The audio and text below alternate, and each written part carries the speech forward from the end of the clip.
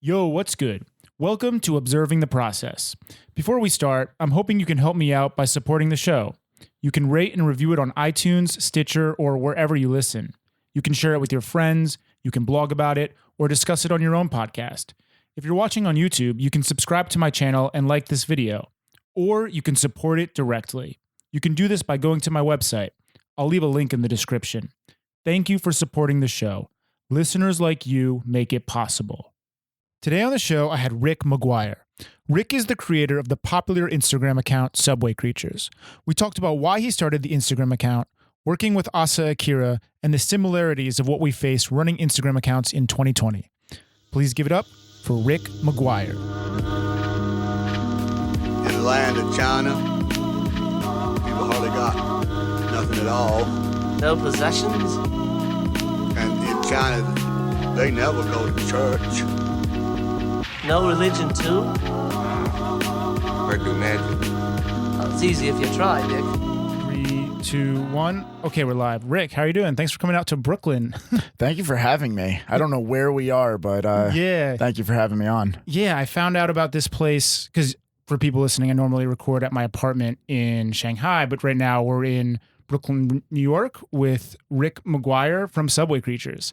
So the first thing I wanted to talk to you about is just the subway system in general in New York is terrible compared to what, like, for me to get over here, I dealt with like a lot of delays, like having to switch over to platforms and stuff like that. So I don't know about you, like in other New Yorkers' opinions, but what do you feel about the current state of the subway?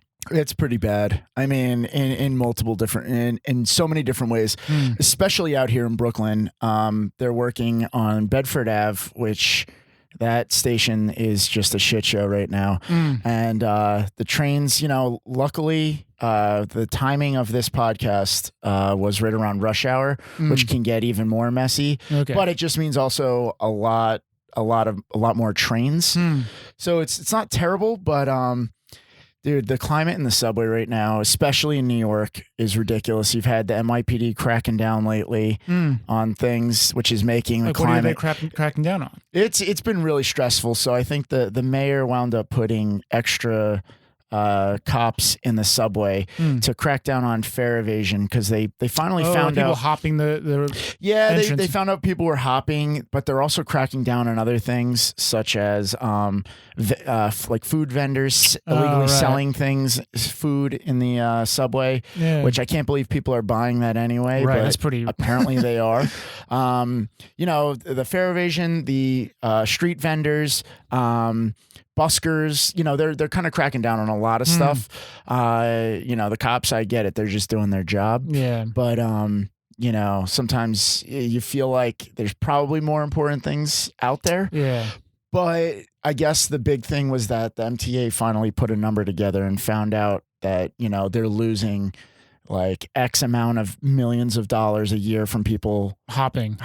Wow. And, there's been a lot of talk of different ways of dealing with this because, you have to think if someone's hopping, which most of the time it's actually students and kids. Yeah. But if people are hopping, you have to think they're doing it because they don't have money. Yeah. So when they're not doing it out of like excitement or leisure. Sure, there's a small percentage probably. There's definitely those people out there that are like, I just don't give a shit, and they're just gonna jump it.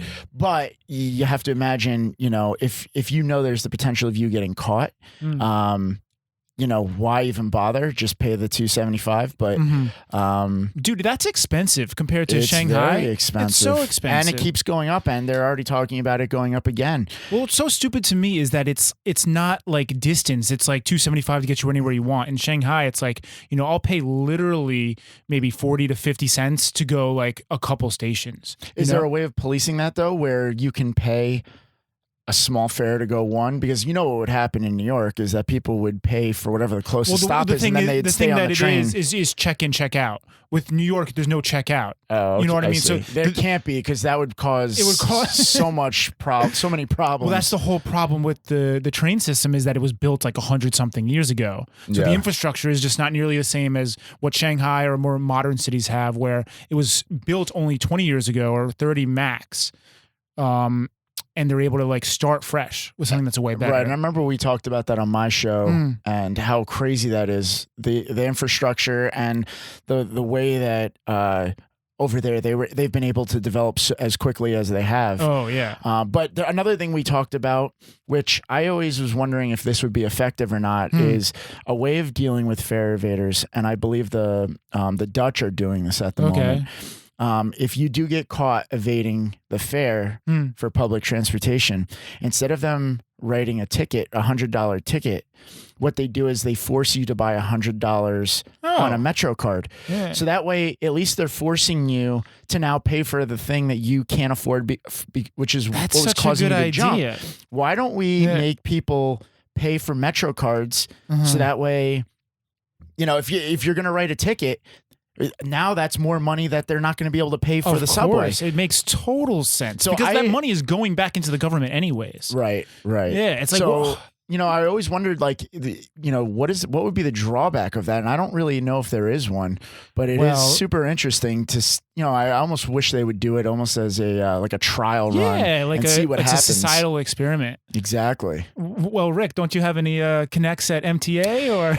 I just recently, because of everything that's been going on in the subway and them cracking down. Yeah. So I've been working on these pop-up shows that I've been doing with some artists that are signed by I've record seen labels. A couple of those that you put out there. Yeah, so the record label will reach out to me and they're like, we want to do a quick pop-up show. We'll only do like 2 or 3 songs.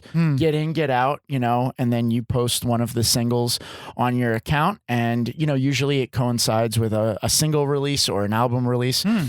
But it started freaking me out that, these cops were cracking down on buskers too. So I was like, this is going to be a really bad look if I go down there with these famous artists and the cops come over and shut it down. That's kind of like part of the business that I have going on right now. Yeah. So I reached out to MTA actually this morning and they got back to me and they were like, yeah, if you want to go about this, so it's a minimum of $6,000 for a permit and that's for an 8-hour window to shoot. So it's, and a permit to a specific location in any of the metros, or like, has to be classified on the permit, or it would have to be like classified, but it would be $6,000 for an 8-hour window to shoot a 30-minute recording session in the subway.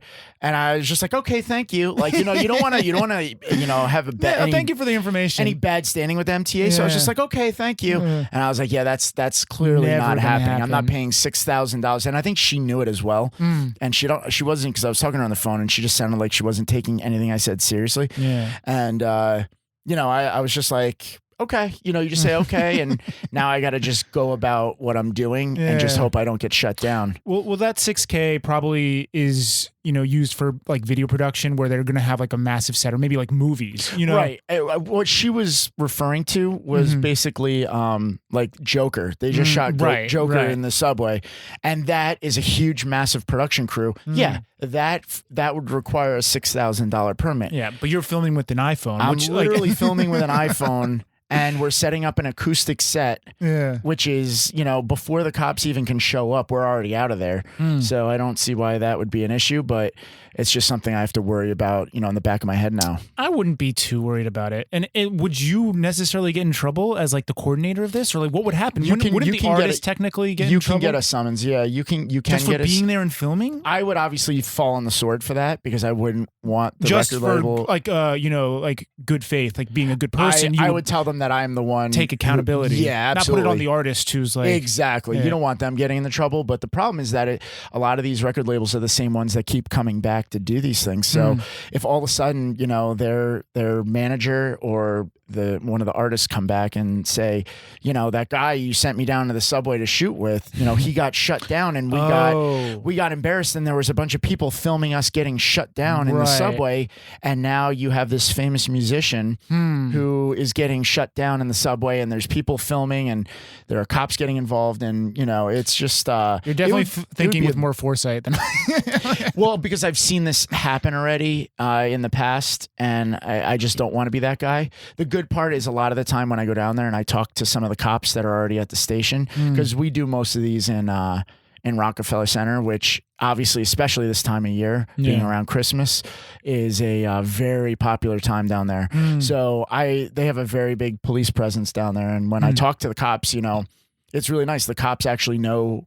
They don't know me, but they know subway creatures. They know subway creatures. So as soon as I talk about that, they're like, oh, and even if they don't know subway creatures, they know me because I've filmed these pop-up shows now over 10 times in the same spot. So like, oh, even if they don't know subway creatures, they're like, oh, you're the guy who's been doing these pop-up shows. And then they just kind of, they let it go. But all it takes is the one guy, you know, the one new cop, guy on the force who doesn't understand. One Serpico cop who wants to just walk over and be the hero and shut it down. But hopefully that doesn't happen. Yeah, it's super interesting to think about that. Like, I'm of the type of mentality and thought, like, you know, just keep going until you get in trouble. Like, I can't imagine that the fine would be that crazy. Or like, no, I think it's about anywhere between $100 and $200. Right. Which again isn't a problem. It's more of the reputation, of course, because no label, after all it takes is one time, and no label is going to want to put their artist in that position again. And you know, word could spread. There could be some instance where again someone else is filming and this turns into a viral video in its own of them getting shut down in the subway. Yeah, that's a bad which look. Is embarrassing. It's just embarrassing for everyone involved. So you just want to avoid it at all costs. But you know, again. That's why I have to be very careful with how I deal with these things. Yeah. Well, I guess while we're on the topic of, you know, brand deals and stuff like that, the only other one that I really know of that you've done is the one with Pornhub. Was it Pornhub or Asa?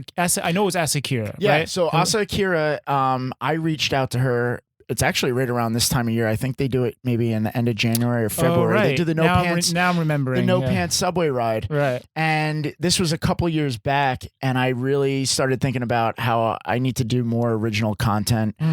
And I started thinking, you know, this is something I never got involved in, but it's right on brand with what the page is doing, the No Pants Subway Ride. Yeah. And for anyone who doesn't know what that is, it's a improv group that started doing this years ago, and they basically coordinate, which it's actually gotten really big by now. But they coordinate all these people to at the same time go down to different subway stops and very nonchalantly board trains.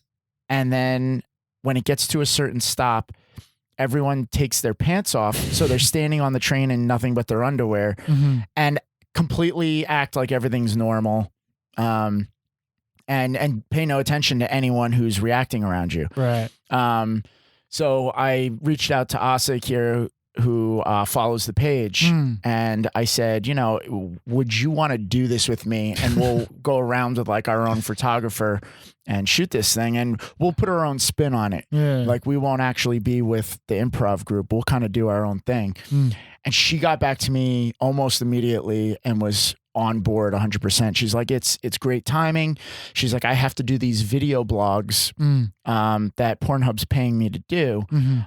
This could be the first episode. Yeah. And I was like, oh, wow, wait, so you're telling me we can have a budget behind this? She's like, I'll get Pornhub to sponsor the whole thing. So Pornhub gave us some money to hire a photographer, an editor, sound guy, and we decided to do a scavenger hunt in our underwear. Ooh. So the loser had to take off all their clothes on the train. And obviously that was a little pre-planned because I don't think anyone wanted to see me in 5-degree weather taking off my clothes. But, right. you know, it was all about her, and it was actually a lot of fun. Coincidentally, that day, New York was in one of the coldest spells it had been in a very long time, to the point where the Hudson River froze over. Damn. And that's a large moving body of water. So that's very hard for that to happen. Holy shit. That's what I vividly remember because, you know, I had to go down and meet her. And it was very cold. And, you know, she actually got recognized almost immediately. and it kind of killed a little bit of it because people wanted to start taking pictures with her. Yeah. And there was a lot of freelance photographers like paparazzi down there Caught wind. who they were there just to do the No Pants subway ride. Oh. And then they saw her and they're like, well, wait a second. We're going to follow Asa around the entire time now. So the paparazzi was following us around for about, I don't know, 2 hours maybe while we were doing our scavenger hunt, documenting the whole thing, you know, because they want to be able to sell all these photos. They didn't know that she was going to end up getting naked, but they were all there for the money shot. Oh my God.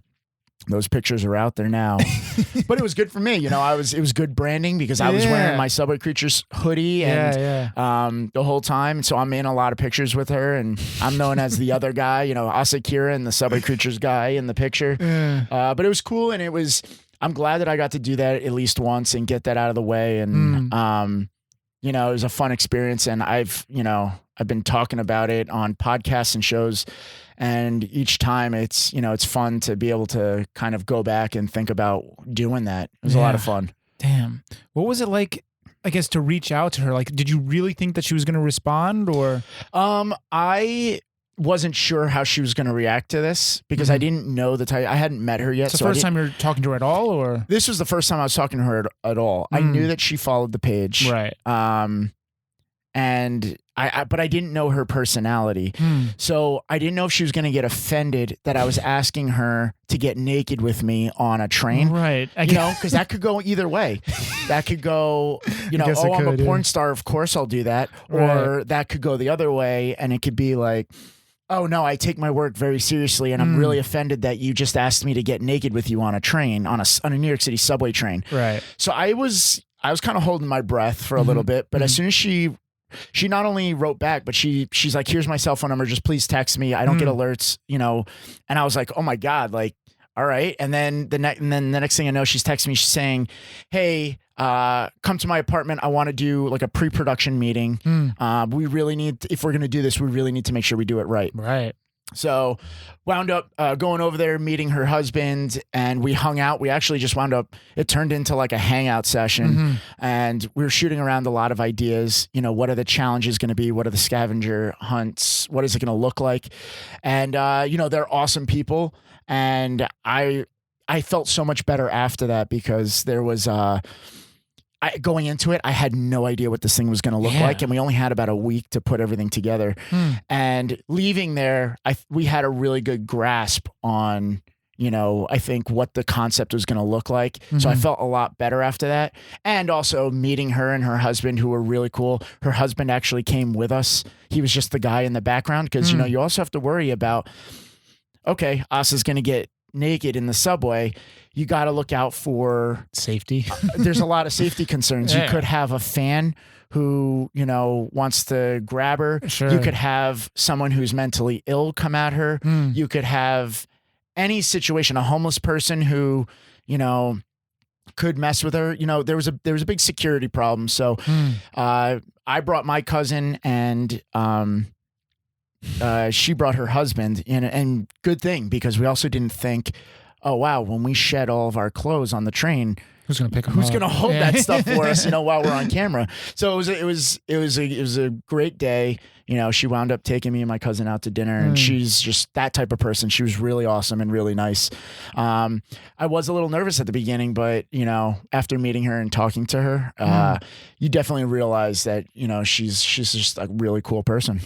Yeah, she seemed pretty cool on camera too, and she seemed like genuinely excited to be there. I remember her saying like she already had followed like on camera, and I know she's done a lot of stuff. Like I used to work at Complex magazine, and I'm pretty sure she's done a couple bits through different programs over there. So it seems like she was like a perfect person to kind of dive in. Was this one of the first celebrities or brand deals you did for Subway Creatures? Yeah, so this was probably the first one, if I could remember. This was the first one, and then shortly after, I did smaller things with Netflix and Bud Light, who again had these ideas of doing original content. You know, Netflix wanted to do something for Arrested Development was going to come out on Netflix. They were redoing the series, and They were going to release it, so we had a bunch of never nudes run around the subway. And then Bud Light was doing a release with the season premiere of The Walking Dead. So they actually had like 60 zombies dress up, and it was like a full day shoot. And they had, tons of makeup artists. It was like legit. Wow. And they released them into the subway, and, I went down with them, and, we shot a lot of things for that. And, both of those campaigns were actually really successful. And I was really happy with that, because this was the first time I was doing like branded stuff on the page. And I was really nervous how people were going to react. Sure. And, I think the fact that it was so on brand with the page and it was just so over the top anyway. Yeah. That some people, even though you make it very clear that it's an ad, I don't think people realize that it was, because it was so on brand with what I would post anyway. Yeah.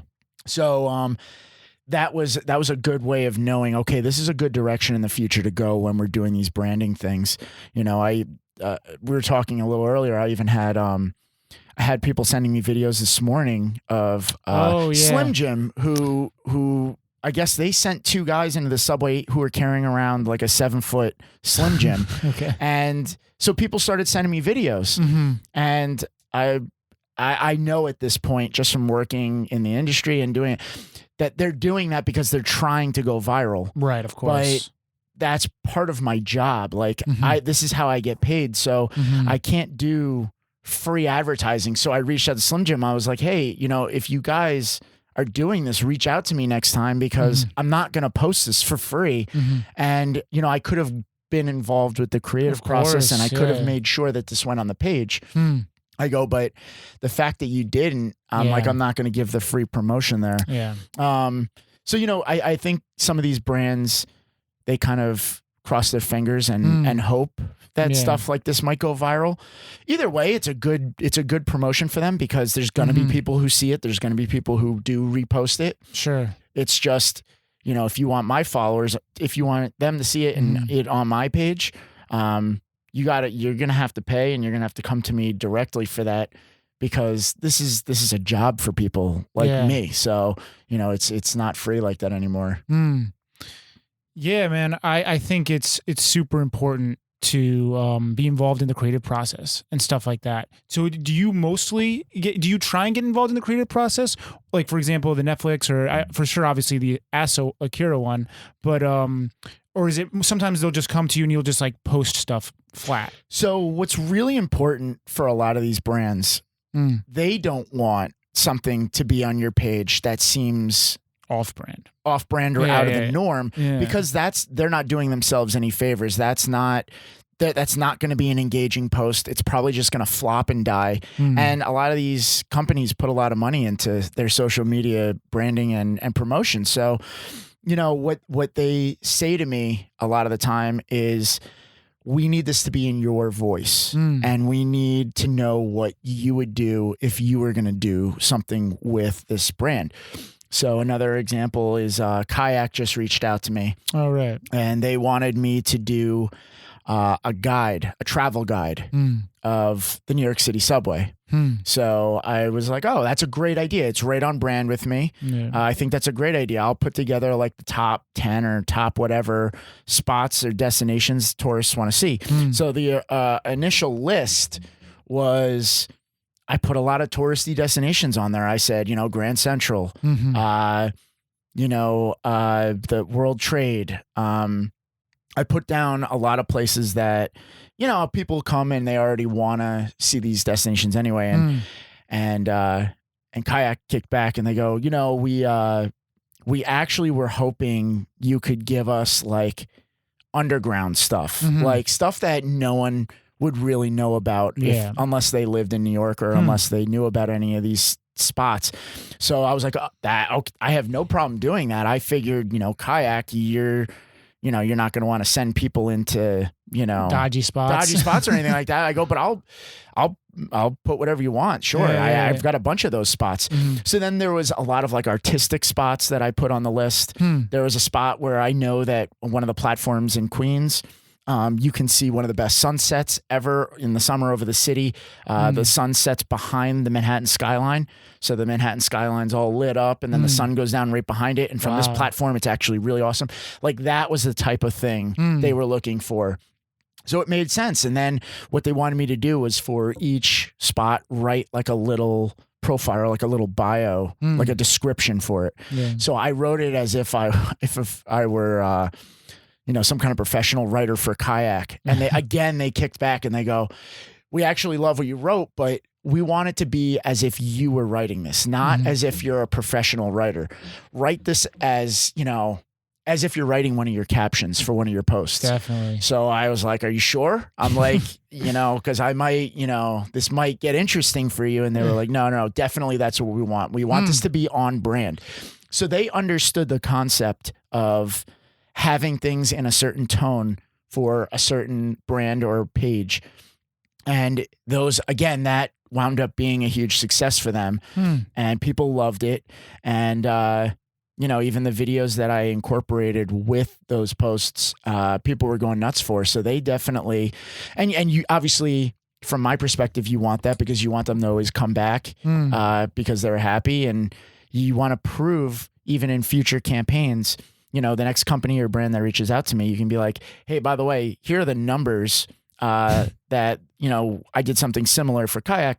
Here are the numbers of what that did.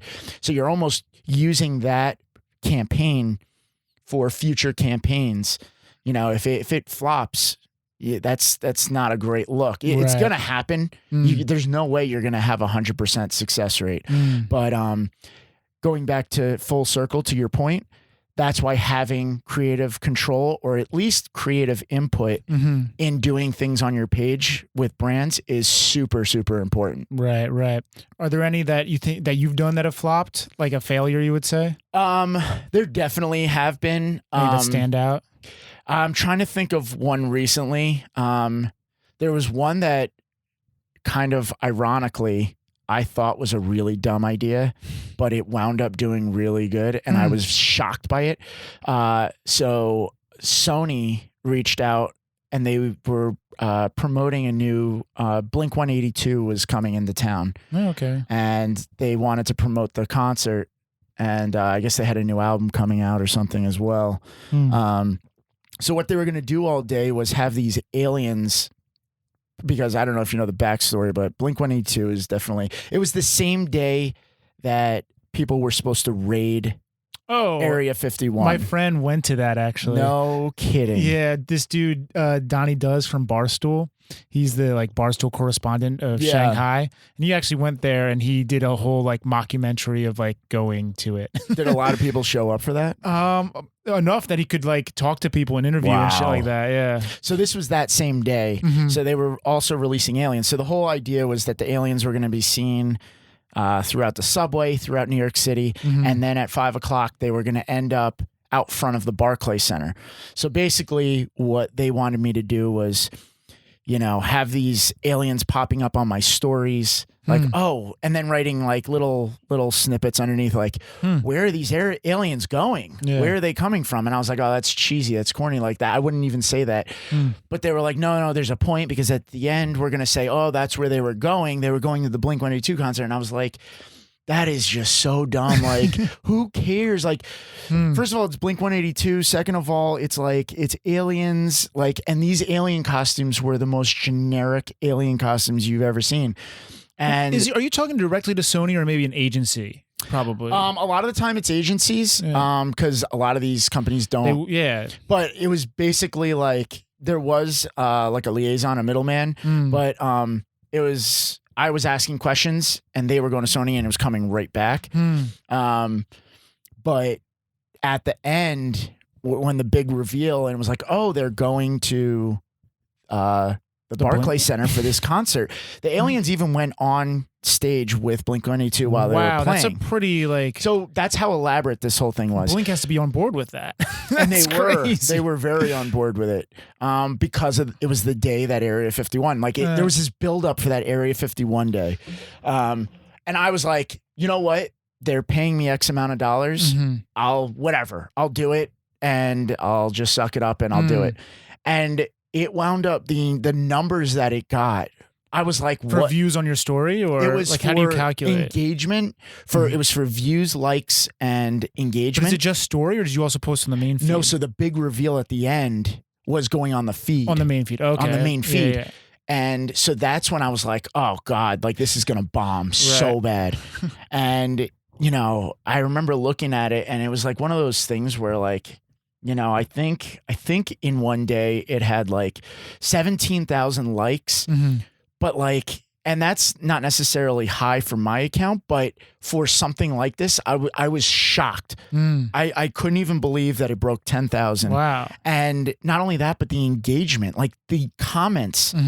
Like I was waiting to go into the comment section and have it say like, this is the dumbest thing I've ever seen. Oh my God. People were eating this up. That's They were- crazy. and it was all because it was that day of Area 51. It was such relatable content that people could be like, oh my God, I totally forgot it was the day that this was happening. Yeah, and today's the you know, day. it gave people an extra reason to talk in the comment section.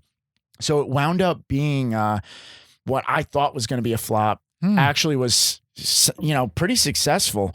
You know, the bigger flops come, you know, mainly in like the stories when you're posting things, because I like doing the stories because people can't comment on them.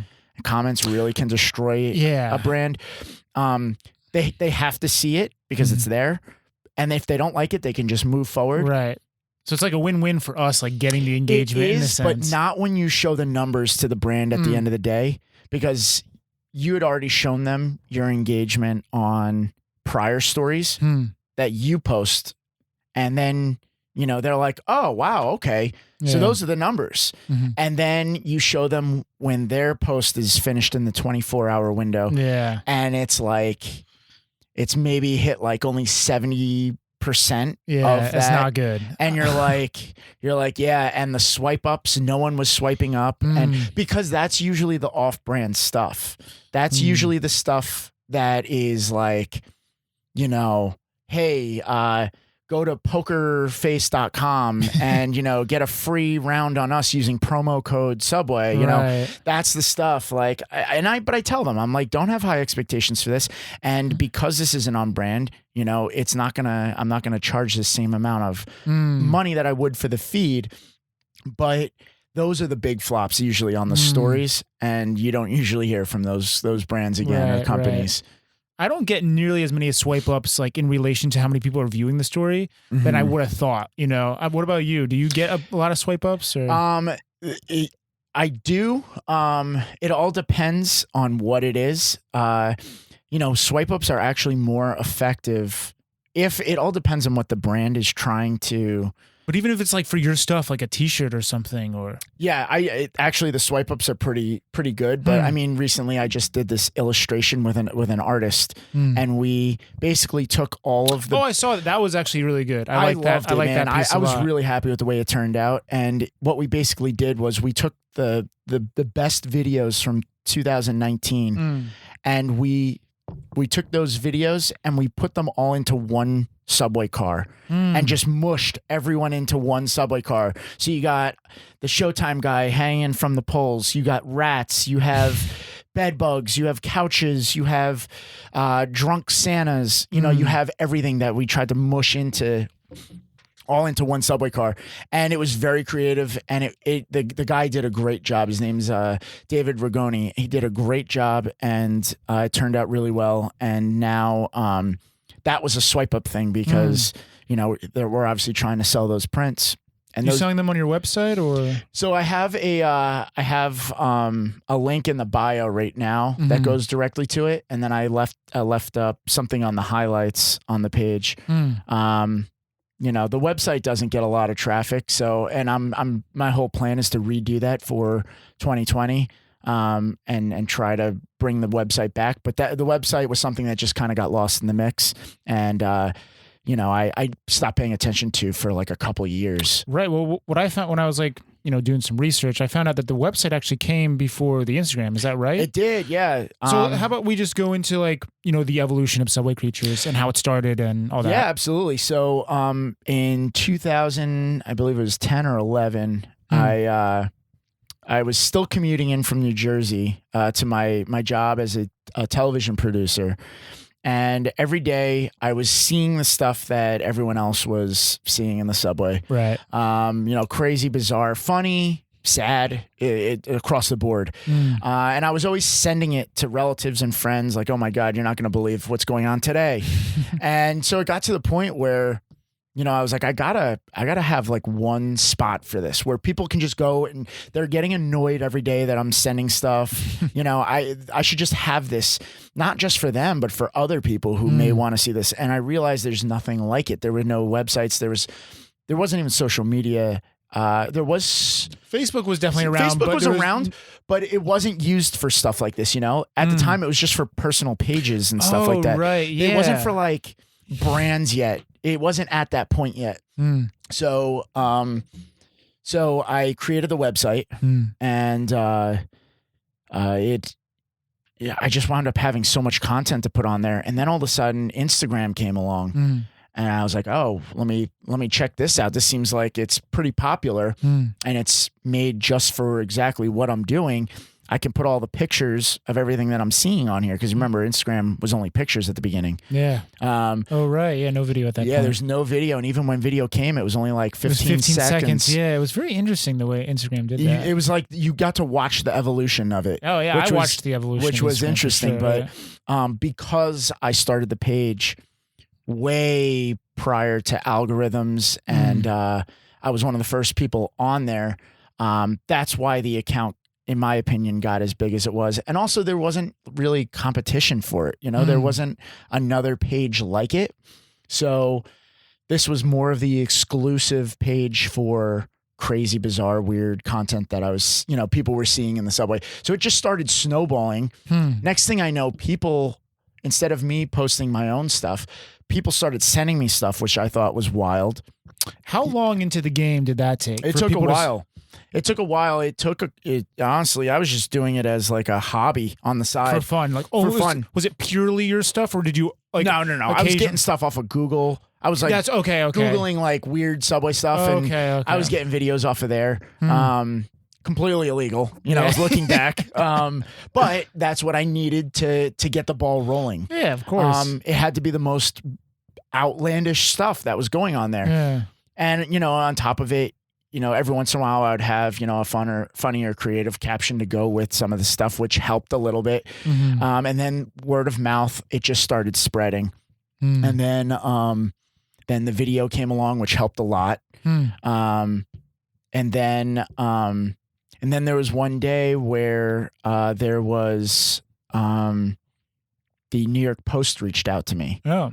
And I had posted a picture of a guy smoking crack on the train. Jesus. And yeah, so that's something we can get into in a little bit, the whole ethical side of this. But there was a guy smoking crack, and then I guess a week or two earlier, there was another post of a guy pissing off the platform onto the tracks, like right in front of everyone who was commuting. Yeah. So the New York Post was like, we want to use those images. We want to do a whole story on your account. And I was like, are you serious? Like on my account, the hobby that I've just been working on, I've just collect photos of these people doing weird things. So they ended up, they originally wanted to put a political spin on it. Oh. And I was like, I'm not comfortable with that. I'm not into politics. I don't even feel What was the political spin they wanted to put on it? They wanted to put a spin on it that the subway was going to shit, and it was all de Blasio's fault. And my God. Yeah, and then that's like you'd be branded with you, like, and now I would be the spokesperson for all this, and I didn't want that. I'm neither side. I like staying out of it because all it does is cause fights, especially in today's climate. But so I was like, hey, how about you can do your article, but please don't put words in my mouth or make it seem like I care about what your overall story is going to be about, because you can do your little profile spotlight on the page. I don't want that tied in with your political spin though that you're going to put on it. And they were cool about it. They were like, yeah, that's fine. They were like, well, we'll make them two separate stories, but we're going to put them side by side. Okay. So I was like, that's fine. That's your That's fine. prerogative, as long as you're not quoting me saying any bullshit. Exactly. Yeah. And trust me, I made sure they were asking me questions during the interview, and I was like, I'm not going to answer. I don't want to talk about that. So I made sure to, stay away from that as much as possible. But so it was only going to be an online article.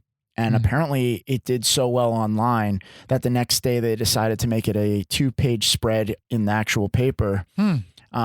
And so after that, now the name's out there. And all of a sudden now I'm getting calls from radio stations and CBS and WPIX and all these local New York news media outlets. And all of a sudden now it's starting to really snowball. Wow.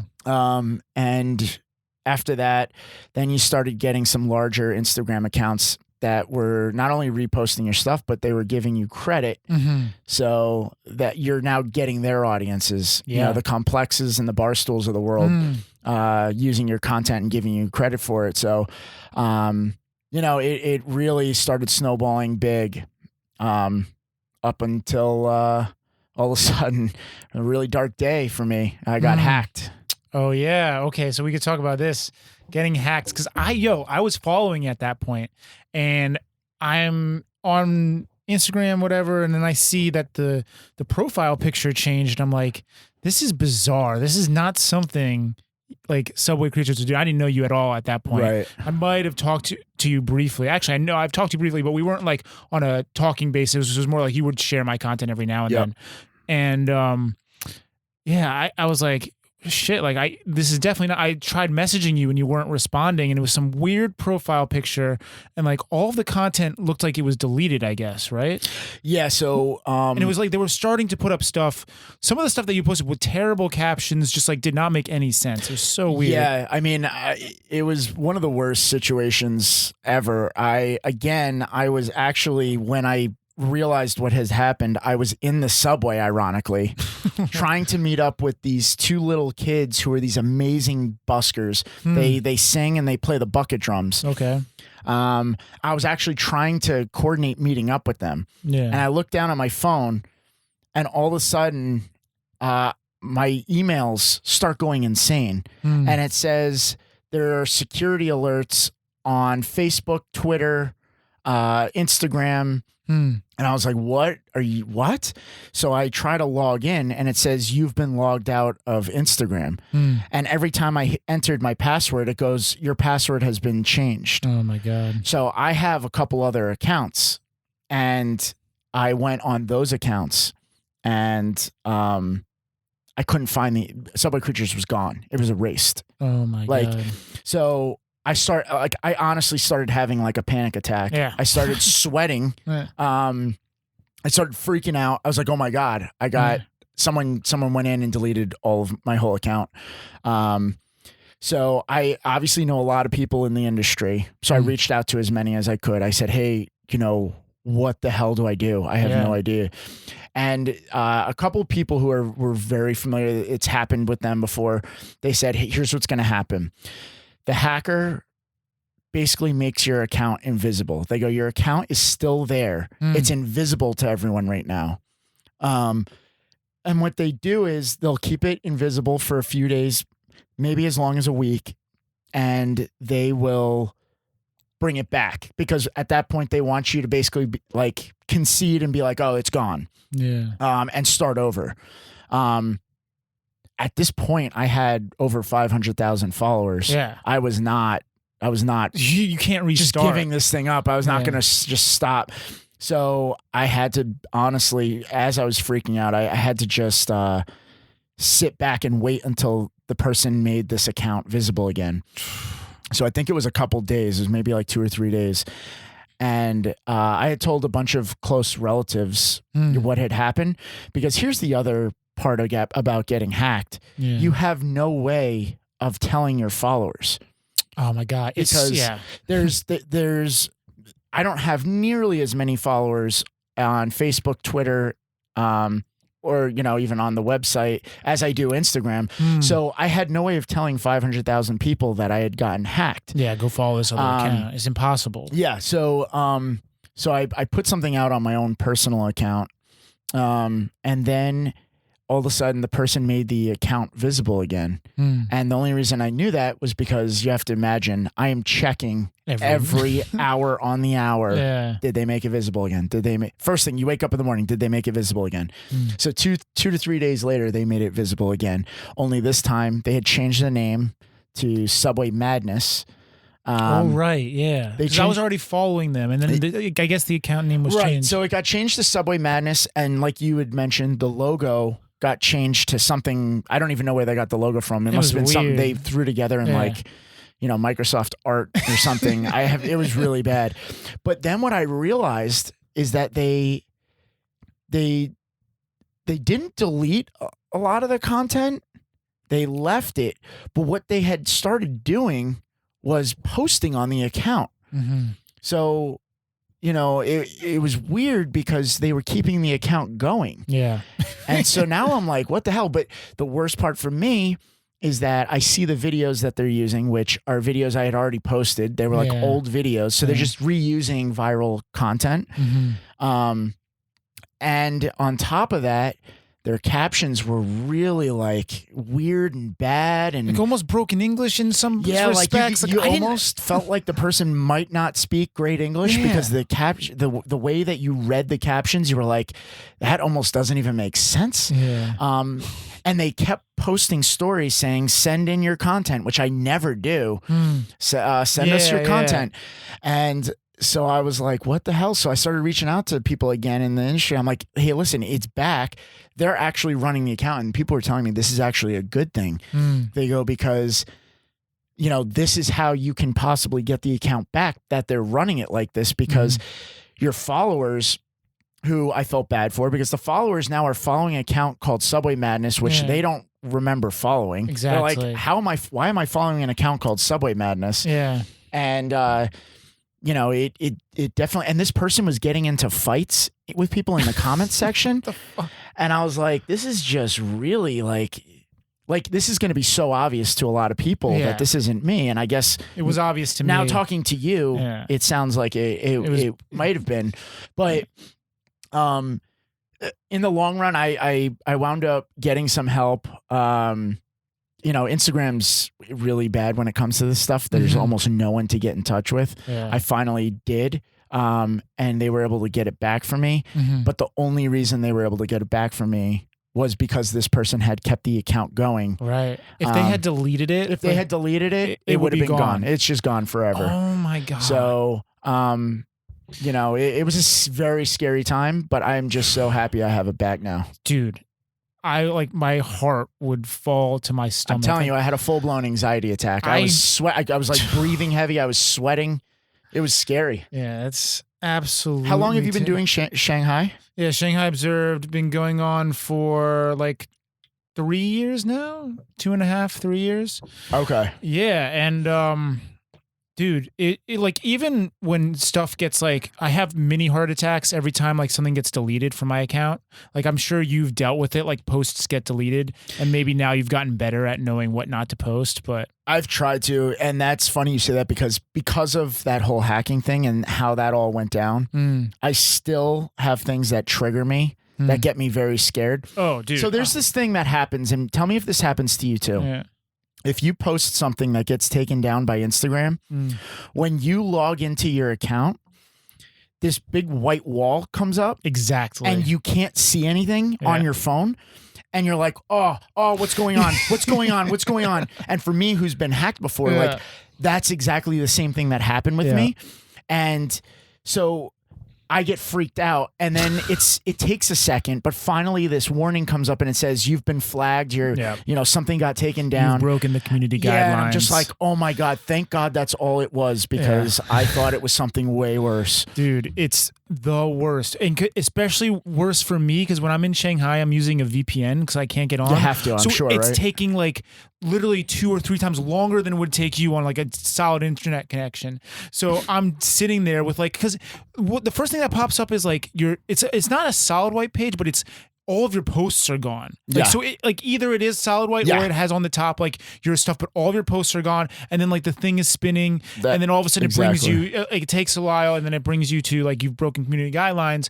But what I'm worried about is like, because they've gotten more strict over time, and it's kind of like and now it shows the other times that you broke, and it didn't used to do that. Like it used to just say like, oh, you've broken the community guidelines, like be careful or else your account could be deleted. And now it shows like your previous offenses, and I don't know what the rules are, and I don't think anyone does. Well, that's a good question. And I recently did someone else's podcast, and this was a good topic that we talked about, is basically where is the line and how do you know that it's there? Because according to their guidelines, which are changing every day, by the way, you know, it really, I guess here's a good example. I posted something. It was a woman who was holding a bag, and it had a dick drawn on the bag. It was a drawn on dick. Yeah. And that could be art, you know what I mean? And it was, that could be art. And that got reported. And I was like, what is it? Because like, it's just a phallic shape. Like I don't know. Like that's just a drawing. It wasn't even like a detailed drawing. It was the most generic looking, like a little kid just drew a dick on a bag. And that got taken down. And I was like, I never thought that would be that bad. But you know, where do you draw the line? Like that woman can have that out in public and no one will say anything. But if I put that on Instagram, you know, that's all of a sudden that's a problem. Right. And so like the way that I'm conflicted is like, okay, I'm conflicted because, okay, Instagram is a private company owned by Facebook, right? So they have the right to do whatever the fuck they want. In my opinion, I kind of will fall back to that. But me as a user and someone who like, we all put like so much time and energy to these things, it's like, damn, like I still feel like I deserve the right to be able to know what's happening and like know what like rules I'm breaking. So it's super, super hard. Here's another good example. I posted something. There was a guy sitting on the train and he was watching it could have been a music video. I don't actually know what it was, but it was a girl like twerking in a thong. Right. You know, borderline pornography, right. But like he was watching this video on Instagram, on someone's Instagram. Okay. The other person over this guy's shoulder is recording this guy watching this video on the train. That gets reported on my page. Right. The guy's watching it on Instagram. How the hell does that make any sense? So then it further proves my theory, which I think is it's the pure number of reports that you're getting. So your account, 1 million plus followers, that person's account that he was watching on maybe has not many followers, and porn could probably live on Instagram for a while until it gets reported, and that's when it goes. Yeah. If it's never reported, it's never going to be taken down, I guess. Right.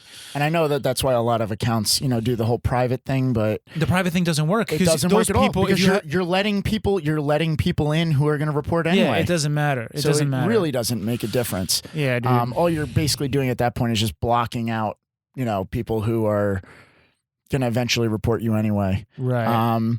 So, you know, I've never gone private. I don't know if you tried that. 'Cause I was going to try, but then you can't be a business account if you go private. You can't. And then also I know people who are influencers who have large accounts who swear that it's a good thing because they go by the philosophy, oh, if someone sends my video to someone else, they have to follow me to see it. Yeah. And that's the most annoying thing ever. And they swear that builds their following. Really? I want to try it. I don't buy it. But have you ever tried it? I haven't because I have a business account, so I can't. Right. I can't even go private. Well, you can. You just have to get rid of the business, like. And I need stuff. those insights. Yeah. And as soon as you take away those insights, I guess you can use other tools like. You definitely can. Like Square is one. There's is it Buffer? Yeah. Anyway, there's a ton of them where you can get the insights.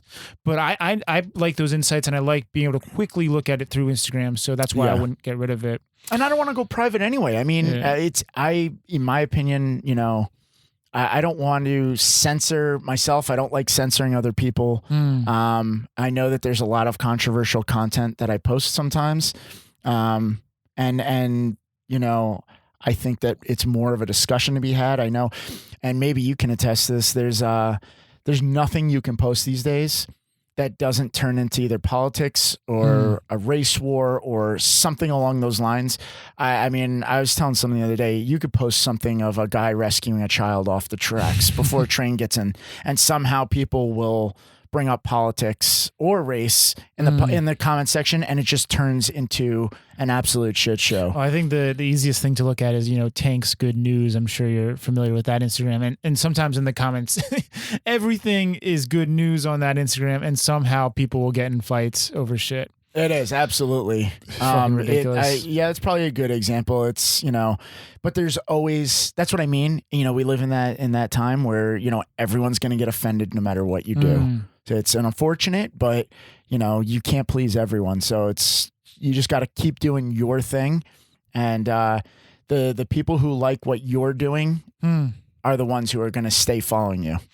Yeah, man. I guess we can get into the ethics part a little bit of it, because for me, I think I'm even more of I question what I post sometimes and the ethics, and some people will maybe look at my account as racist in a little bit, and I really do not intend for it to be that at all. It's just kind of what I observe, and it's putting it all together, and it's all supposed to be lighthearted. And I've definitely had moments where I've learned from mistakes, and I think I fall into mistakes because, I guess you are looking at so much submitted content. I'm looking at so much submitted content that my values and my ethics will actually get wider and wider, just because I'm exposed to so much more of this stuff. And it took one bad experience of me posting something that I regret to really realize I gotta kind of not put the blinders back on, but reevaluate what I'm really posting out there in every single possible way it could be seen. I agree with that. I think there's a little bit of a difference too.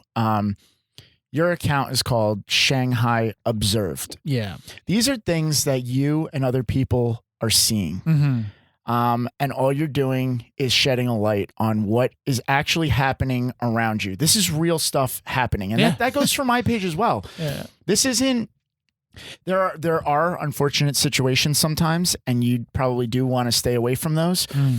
Other than that though, this is real life. It's really happening around you. Mm-hmm. And as long as you're not, straight up making fun of a person for a certain situation that may be unfortunate or in bad taste, that's why people like watching our pages, because it's people watching to the extreme. Oh, exactly. And it's also this is actual stuff that's happening. Are we just supposed to ignore that this is happening? It's not necessarily even bullying, because I think that's maybe where the comment or the caption, you can really shy away from it. And I especially now, because Instagram is even taking captions into consideration with stuff that you're saying. Really? on taking stuff down. If they think your caption's considered bullying, they'll take your post down. Wow. Regardless of what the content is. And again, this is all new AI that they're using. So it's not even necessarily a person who's going to be like, oh, I see what they're trying to say here. It's no, that AI is going to see it and it's going to go, oh, that's bullying. That's kind of terrifying. It's very scary. But I remember you sending me something a while back, and I remember pushing back on it, and I didn't want to post it. And you were like, oh, this is such a great video. It's doing so well for me. And this is what I mean, where I feel like maybe this was a cultural difference. And this is something that was happening around you a lot, whereas I didn't want to put a spotlight on it. It was the little kid pissing into the garbage can. Right. And it's not that it made me uncomfortable.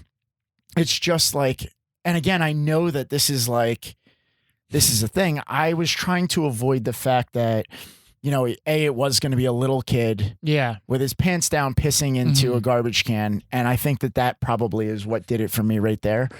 But I have learned, starting with this all the way back in 2012, what works and what doesn't work. And I just didn't, I know my audience, and my audience would have come after me for putting that out there. I don't necessarily think it was something that shouldn't have been posted. I think for your account, that clearly was like very like on point with the culture in Shanghai. Yeah. And I don't think people understand that in New York or in the States. They don't like, yeah, that's obviously something that happens all the time. And for you and for me, I don't think people will just look at that as, so you're videotaping a little kid's dick Right. while he's pissing First into... of all, I want to clarify, you cannot see anything in the video. Well, yeah. But you know what? I'm just saying what of course, the comment sure, section yeah. takes things and they run with it. Yeah. I'm just saying what they're going to say. And like, okay, so you saw a kid with his pants down, so you decided to pull out your camera and start recording. Right. Yeah, I don't necessarily agree, but this is the way that they take things and they twist it. And now all of a sudden you're sitting there going, wait, what? Yeah. I never said that at all. Like, what? No, this isn't the norm. This isn't normal for a kid to be doing this. But in Shanghai, this is something that happens all the time. All the time. Right. So it's like, I think that sometimes there are cultural differences that may stand in the way with and make a difference in stuff that we post as well. And that's actually one of the things that I find fascinating following your account is that there are big cultural differences in stuff that we post. Yeah. And there's stuff that I would never post that you would. Yeah. And I think that that's one of the reasons why I'm like, oh, you know, there's the possibility that I'm going to see some stuff that normally, we wouldn't see over here. Yeah. What was the one, if you don't mind me asking, what was the one that you realized you just mentioned before? Yeah. So, okay. Yeah. I've already shared this story once on the podcast, but I'll share it. I only shared it once, so I can share it again.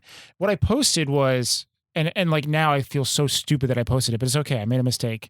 The guy, like, he must have had like a disease like polio or something. I don't know. And his leg was literally backwards, like fully backwards, but he was still able to walk and do his own thing. And I think the thing that really fucked me over was I made like a funny caption, but my genuine reason as to why I posted this, and he was walking in the metro, is like, I genuinely posted it because I was like almost impressed that like, you know, someone is like able to live their life and not like be held back, or they didn't live like it didn't look like he was living a handicapped life when he was genuinely handicapped.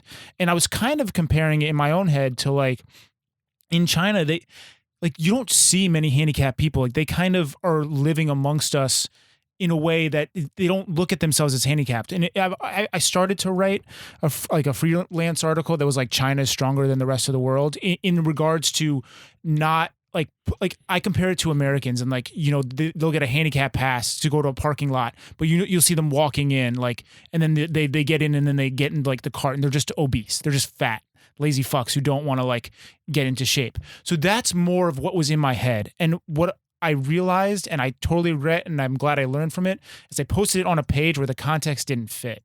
I posted it to my page where I'm like, this is not the right place to put that kind of thing. Absolutely. And I think that that's where my learning process came as well.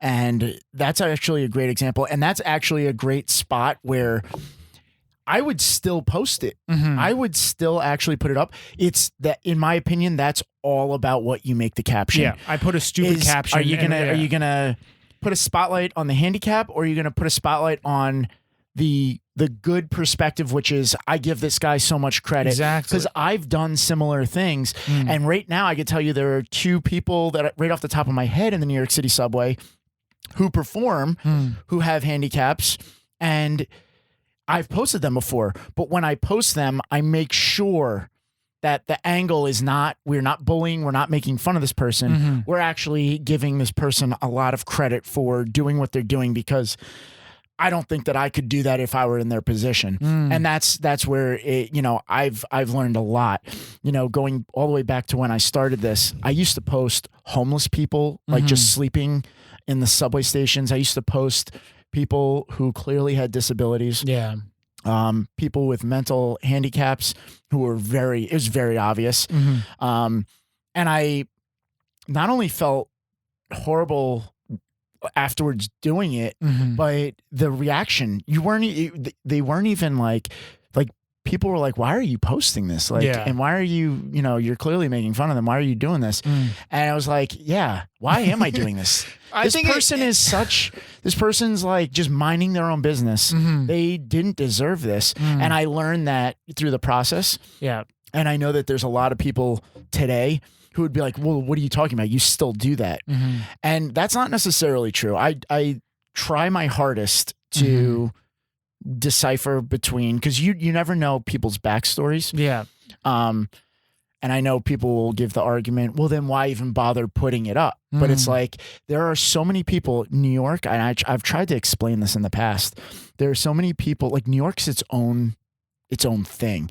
I don't think people outside the tri-state area really understand when I say that, like, and maybe you do because you're from here as well, and you're experiencing the same thing over in Shanghai. But New York is like, it's not like anywhere else in the U.S. Like, people here do things for attention. They do things because they just feel like almost like liberated, like I can do whatever the hell I want and no one's going to care. And it's true. I can't tell you how many times I post videos of people doing wild things, and you look around in the train and everyone else is just minding their own business. No one's even paying attention to them. But a lot of them are performance artists. They're buskers who are just like doing things to try and get $1 out of people. And a lot of people don't understand that. They just say that person's mentally ill and you're exploiting them. And I'm like, it's honestly, it's not that. I try my best.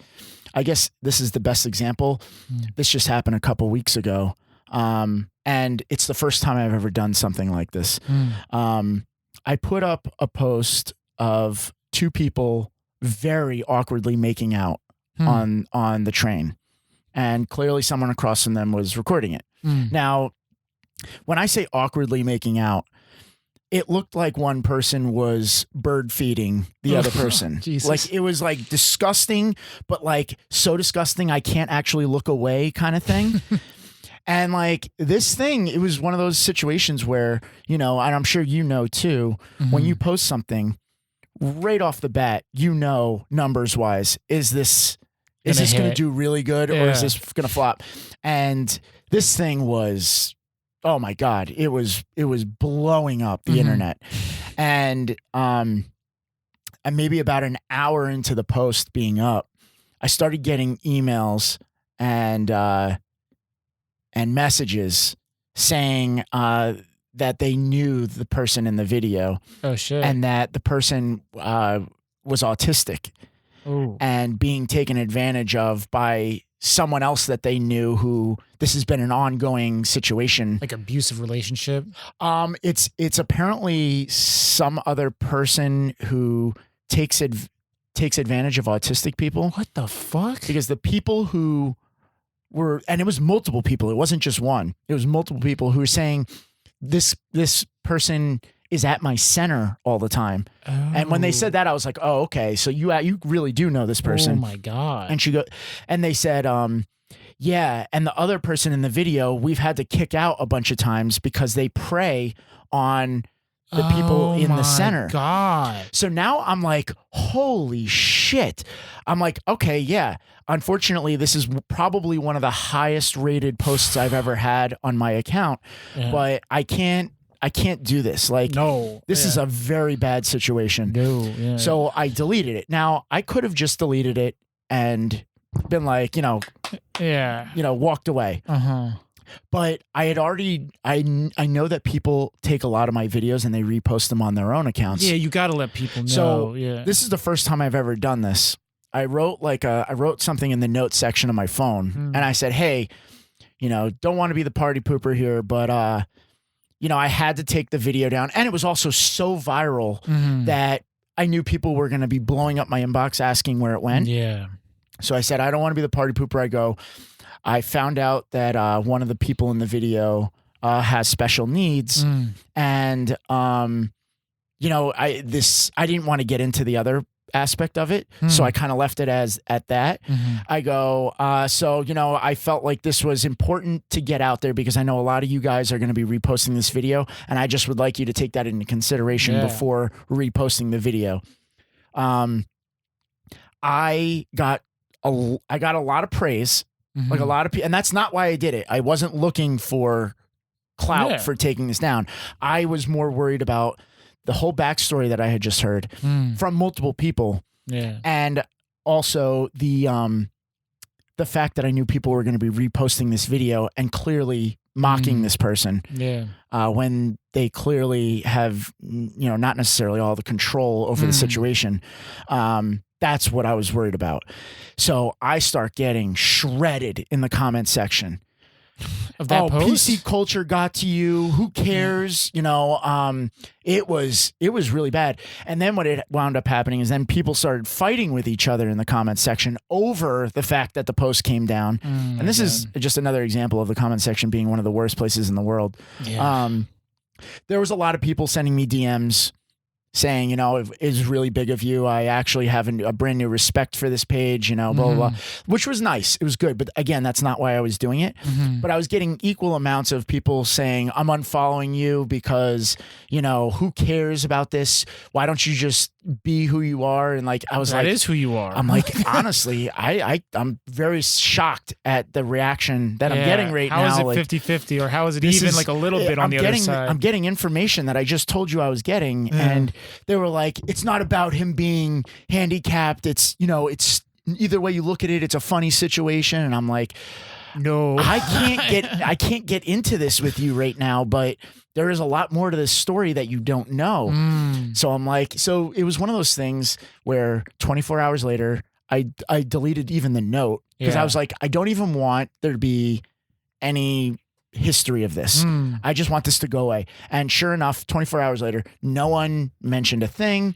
Oh, dude. It just goes away. It just goes away. People it's are like amazing. goldfish. Yeah. Their memories are gone. Yeah. Because I was a little nervous. I was like, the next thing I post, I was like, you're just gonna get more comments on that about the. I was like, fucking note. I was worried because I was like, people are gonna reach out now and they're gonna say, oh, well, how do you know that person doesn't have special needs? Oh my God, yeah. How do you know? And I'm like, if someone honestly reached out to me and told me that they know this person and that there's a situation, it happened again right after it, and I took it down. I'm not going to make an announcement every time I take something down, but I posted a video of a girl who had 2 bags of chips, and she was licking one chip and then putting the chip into the other bag. And it was the most bizarre thing I've ever seen in my life. And again, this thing went super viral. I got inundated that night from people saying that they knew the girl and that she has a severe eating disorder and that she is talking about killing herself because she's going viral on my page. And I'm, again, deleted it. Wasn't going to make a big post because I don't want people to know that every she single knows. Time, No, and I don't want people to know her personal, like her family personally reached out to me and like, they were like, we're very concerned with her. Please, like begging me to take it down. And I was like, Jesus, I'm like, you don't even have to beg me right now. Like you had me at depression and suicide. I've lost people close to me because of that. Like, you don't have to explain this to me. And the point of the page is to not, I thought that it was just some girl, whether she was drunk or whether she was just didn't even notice what she was doing, that could have clearly been the case as well. Fuck. So it's like, how are you supposed to know the backstories to every situation until they come to light? Yeah. So that's what I'm up against daily. But I'm also like, other than the autistic kid, I'm like, how about just don't put yourself in that position? If you're the girl and you do have an eating disorder, just don't do something that crazy out in the public in a train, And I'm not going to say that, publicly on my page and like to all these people, but it's like, okay, but you're in public space. Don't put a spotlight on yourself then. Like, try to avoid doing that. So there are a lot of ethical situations that I'm sure you run into and that I run into, and it never gets old, and each situation is its own beast. Yeah.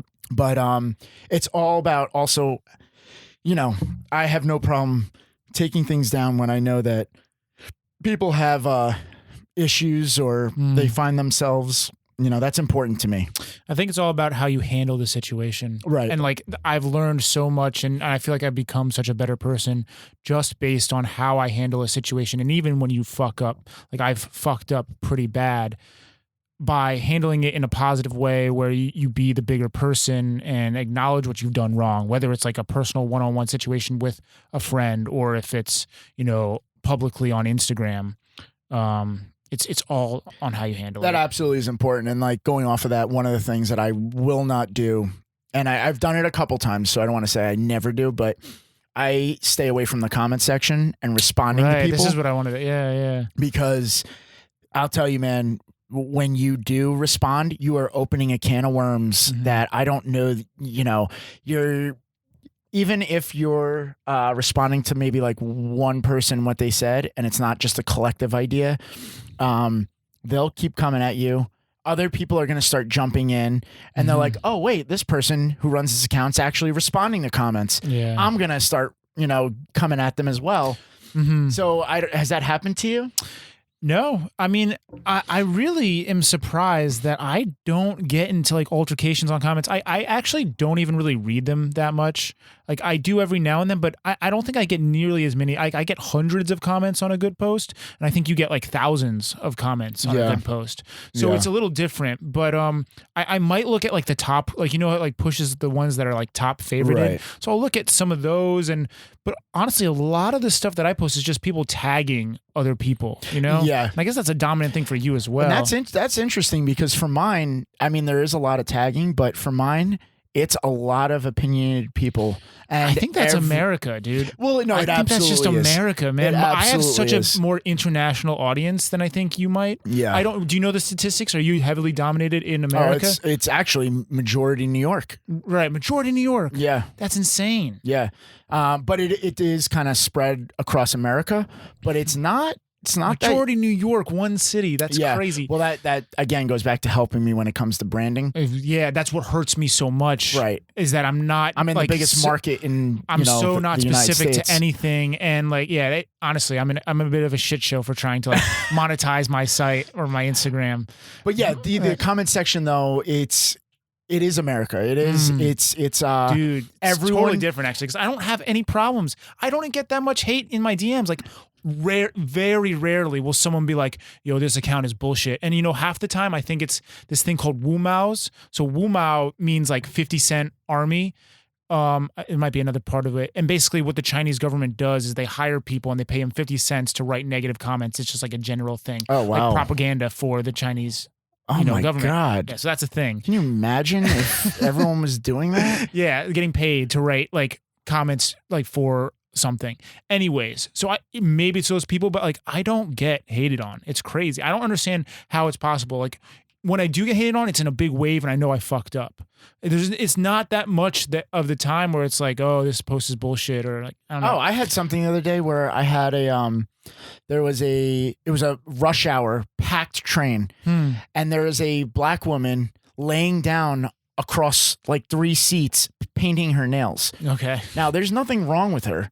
She's just being a bitch. Yeah. And of course, the comment section went wild as it always does. And I had a number of people personally DM me saying, you're starting race wars, take it down. Oh my God. And I'm like, you're following an account called Subway Creatures. Yeah. There is a woman in rush hour laying down across 3 seats, painting her fingernails, Oh my God. which were like acrylic nails, which I learned after that post is like the worst smelling nail polish or whatever. And there's like glue involved. I don't know. You learn a lot from some of these posts, but they were like, the hate in the comment section is overwhelming. Please take it down. And I'm like, no, I'm not censoring people. This isn't about the color of her skin. It's the actions of what she's doing. Exactly. It was, and they were actually more worried about the comment section and how racist the comment section was getting. But I'm like, that's an interesting thing to consider. If you do see racist shit, like if they're calling her like racist slurs, what are our roles in this? What's your thought on that? I want to stay out of it as much as possible. I really don't delete comments, even if people are saying stupid shit, because I believe in freedom of speech, and I feel like that person, if they're saying racist shit, deserves the ability to be attacked by other people. Okay, because that's what I was going to say. I also don't I don't censor the comments because I wouldn't want to be censored, and I'm a big believer. I'm a strong believer in, we live in America. Yeah. You can say what you want, but I'm also a big believer in, if you want to make a racist comment, you want to be racist, it's your funeral. Yeah. You're putting yourself in the spotlight. People lose their jobs over this shit every day. Oh, yeah. It's like, if you want to do that in the comment section, be my guest. I'm doing you a favor if I delete your comment. Right. And I don't want to do you a favor. Right. I want your ass to be sitting there dead center. Yeah. So that way your employer can see you, other people can see you, maybe friends and family can see your comment. Definitely. And that's exactly why I leave them up. I'm like, it's your funeral. If you were dumb enough to make that comment, then I'm gonna leave it there. Yeah, dude, it's amazing what people will say. I think a lot of the time they're just looking for a reaction. Oh yeah, absolutely. The trolls are outrageous. Sometimes they're just like, in a specific instance where, like, maybe for example, a famous comedian or something, they're posting on theirs and like talking shit about them, and they're trying to attack that one person. Half the time I've heard, like, for example, like, Joe Rogan will get comments on his Instagram like, oh, I like fuck you or something. And then if Joe Rogan responds, they're like, I was just kidding. I just like, I don't know why I said that. Like 90% of the time it's like, I don't know why I said that. I just want to. It's a lot of people who are just fucking angry, fucking like upset with their life. Like, not only angry, but also we live in this day where you can say something like that and there's no identity attached to it. You can have a private account. Right. You can write it behind a keyboard or a phone, I guess, and no one necessarily has to know who you are. And that's such, they call them keyboard warriors for a reason.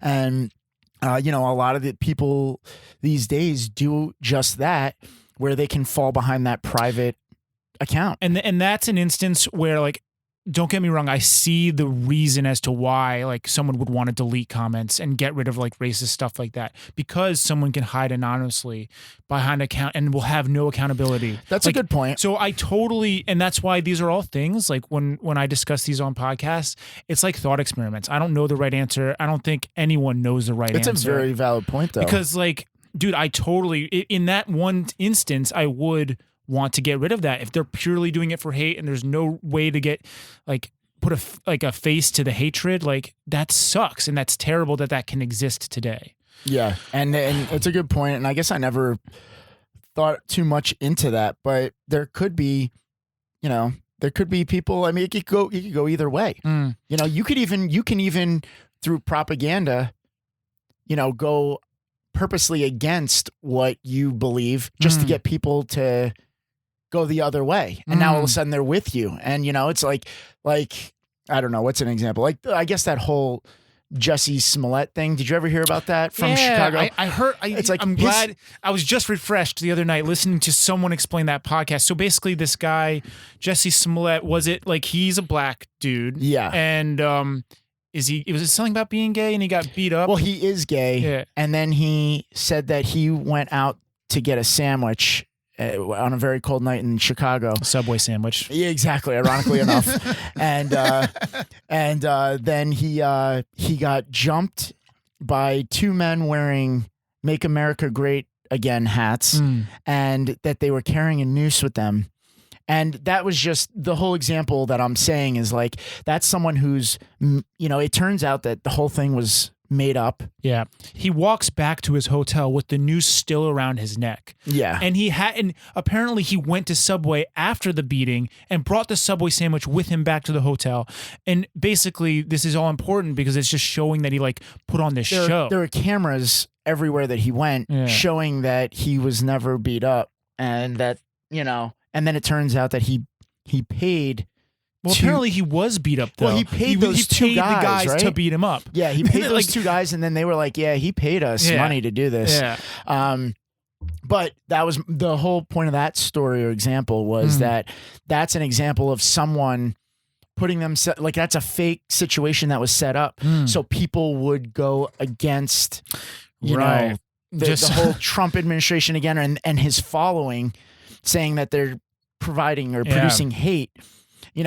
There's a ton of examples like that where people have maybe they're right wing and they make a lot of left-wing comments that Yeah. are so outrageous. Just baiting in a sense. Yeah, that they're exactly. Yeah. You know, that is, and they're doing it behind a private account, which is to your point.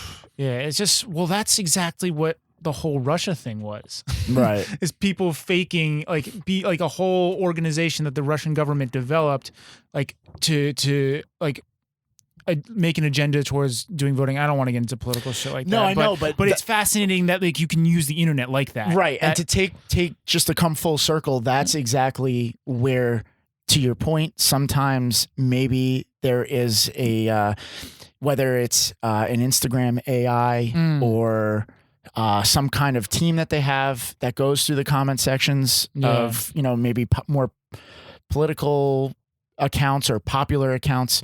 You know, maybe there are times where hatred like that needs to be taken out. So that way people don't think that that's what people are actually thinking. Dude, it's a mind fuck of a situation. Sometimes that is what they're thinking. I mean, it could go either way, but I mean, you know, it's sad, and it's people are evolving with the times, and there's all these new ways and methods of being able to show your hate, and it's crazy. Yeah, it's pretty fucking wild what you can do on the internet. Yeah. How you can interact with people. What was your first interactions with social media, actually? Like, was Facebook like your first thing, or MySpace? Well, I remember being in college. I guess I had a MySpace first. That came before Facebook, I think. Definitely, or maybe 100%. Yeah, and then I remember being in my sophomore year of college, which would have been 2004, and Facebook had just hit the East Coast, and you could Sounds about right, you could only be a college student to get it. And I remember getting it and not even really knowing what the hell it was, but everyone on campus was talking about it. So I was like, well, shit, I got to get in with that. That's interesting that for me, it hit like in the middle of high school. For you, in the middle of college, I guess. Yeah, well, I guess so 2004, 2005. So what would that... Oh, well, for me, I didn't start using it until actually like Right, 'cause it was 07. just college kids at the time. I didn't start using it until 07. That's the middle of high school for me. Okay. 07 is So I when- remember, you know, we were one of the first. I went to school in New England, and we were one of the first schools to actually have it. So there weren't even that many. You could only have it within your school. You couldn't even have it outside your school. So you were matching up with all the people from your school, but that's where it ended. And then like a few months or a year later, all of a sudden now you could link up with all the other schools. Right. And then shortly after, you were able to not even have to be in college. Right, All of a you sudden just- now it was open for everyone. And that was my first real thing. Because MySpace was kind of like the Wild West. It was like more childish, I guess. It was. It was if more you're in about- college, for me, it was like I was using MySpace literally in middle school, and like it was just different. MySpace for me was more for like music. I was finding a lot of like definitely, yeah. new music that way. Facebook was more of like actually starting to like be able to find out what people were doing in their lives, and it was like on a platform. Yeah. And obviously Facebook became addicting real quick, even though people didn't really necessarily know how to use it. Yeah. They were always on it because you could just write like head into the dining hall, and all of a sudden people were like, oh, Rick's going to the dining hall, you know, and it was so dumb, but people were like, sure, why not? I'll say whatever I'm doing. Back then. It was so exciting new. when it was so happening. New. It was yeah. so exciting. And then Instagram came along probably, I think it was 2012. Yep. And that was basically, I remember thinking how dumb. I was like, Instagram sounds so dumb. Why would anyone go there just for pictures? Like I could go on Facebook just for pictures. Why am I going there? And next thing I know, that was the most popular platform in the US. And thank God for Instagram, because that's where I have the biggest following. Right. Let me ask you this question, because this is what I get proposed to all the time. What would you do if all of a sudden overnight Instagram went away? Dude, that's half of what my next question was going to be. Like, first, like, okay, so I'll try and answer. What if Instagram was gone overnight? Yeah, Is that what you just said? like something happened? They were like, oh, because of bullying, and you know, we the platform just has to absolve. It can't go Well, anywhere. okay, so that would suck, but at least like everyone is in the same boat. It's not like just my account was taken down, like all of Instagram is gone. You know, Right. like at least I'll have like the peace of mind that I'm not being attacked. I think I get a little paranoid personally. This is a personal thing. I think I get paranoid sometimes. Like I feel like I'm being targeted sometimes, and that's just like my own problem that I got going on. So in my head, I think social media has done that to us. maybe. And anyways, in my mind, at least it's everyone in the boat is fucked. You know, Yeah. that would at least put clarity. That like would be okay. But furthermore, like just in general, I don't know how I'd handle it. Like I'd be super bummed, but again, like I have this whole new podcast thing going along, and that's like kind of like I've had frustrations with Instagram, so that's why I want to be getting into podcasting and stuff like that. But so I guess I'll ask that question back to you. What would you do? And then I'll ask my next question. Yeah. So I would definitely be in the same boat. Where I'd be like, all right, at least it's everyone. Where's Yeah. everyone going now? Because you know that there'll be something right away. And that's what my that question pops is up. like, what do you, because first of all, Instagram isn't going to die overnight, but it will slowly die out. And I think it already is starting I to know slowly. a lot of people who basically call it a bubble, and Yeah. they say that bubble's going to burst soon. I'm trying to figure out how, but I think what's going to end up happening is that it's not necessarily Instagram's going to want it to happen. I think that, you know, there's going to be laws that are going to be put into place to protect not only minors, but protect people in general, protect their privacy, protect brands and industries, because It's going to become regulated, basically. it's going to be. I mean, Social media will I'm become already regulated. kind of going through that with YouTube right now, as I just looked into the YouTube studios to use as a possible location for my next hopeful venture, which is going to be a show that I'm going to produce out of there. Oh, awesome. But they were talking about, you know, you cannot put, if you can't even have someone on your show if they have a logo on their shirt. Oh my God. Like, so I'm already like, so what can I do? You're telling me everything I can't do. What can I do? Let's just make this simple. What can I do? New York just passed a law where this just happened last week, and so far it's only YouTube that has had to kind of abide by it, and I don't know why necessarily, but they said that it's a law about minors. You have to identify in your videos if it's watchable for someone under the age of 18. Watchable. for Yeah, like someone. if the content is explicit or not. Right. And it has to be identified in every video. And, you know, depending on how you check that box off is how they're going to put advertisers on in your ads. It's how they're going to filter out the audience. So it does affect a lot of people in a way. Yeah. I think that they're going to start, and this is just total speculation, I don't know anything, but I think that at some point people in the Instagram world are going to be like, listen, you know, for accounts like ours, I know that right now, I always get scared about this one. The precedent of if someone, even though it's in the public, we're like, I'm suing you. And if I get sued once, that is setting a precedent and it's opening Pandora's box where now anyone can sue me and win for posting their picture on my page. Aren't the laws like you're in a public space, you can be There's filmed? no expectation of privacy. So Yeah. that's what it is right now. And that's why that's why me and you can both get away with what Yeah. we're doing. But there could become a point because of, you know, the way everything's trending, everyone's so sensitive, everyone's offended by everything, if all of a sudden, all it takes is one case, Right. one instance where someone's like, they posted my picture, I didn't give them permission. Listen, there are different situations. Like obviously I can't use your likeness and make money. That's illegal. Say you can't use my likeness to make Yeah. money. Right. So I can't use what's an example? I can't take a video of you. Let's say you're picking your nose on the train Okay. and I take a video of you. And then I use that video and you know, kayaks, like what are some of the most pet peeve This is where things, I thought you were gonna go. pet peeve things Aren't that- we kind of doing this indirectly though? That's what I'm saying. We're already doing that. So now Because like you could break it down to like the likes that I got on that photo that's not related to my merchandise is still helping grow my brand, which is helping my merchandise. And you that's can why word this any way you want. That's why I'm saying all it takes is one case. And it hasn't happened where yet. someone's like, actually, I was wearing that shirt and he's selling those shirts on his website, and somehow that ties in, and they're like, now people will assimilate that shirt with my face because they saw it on that page.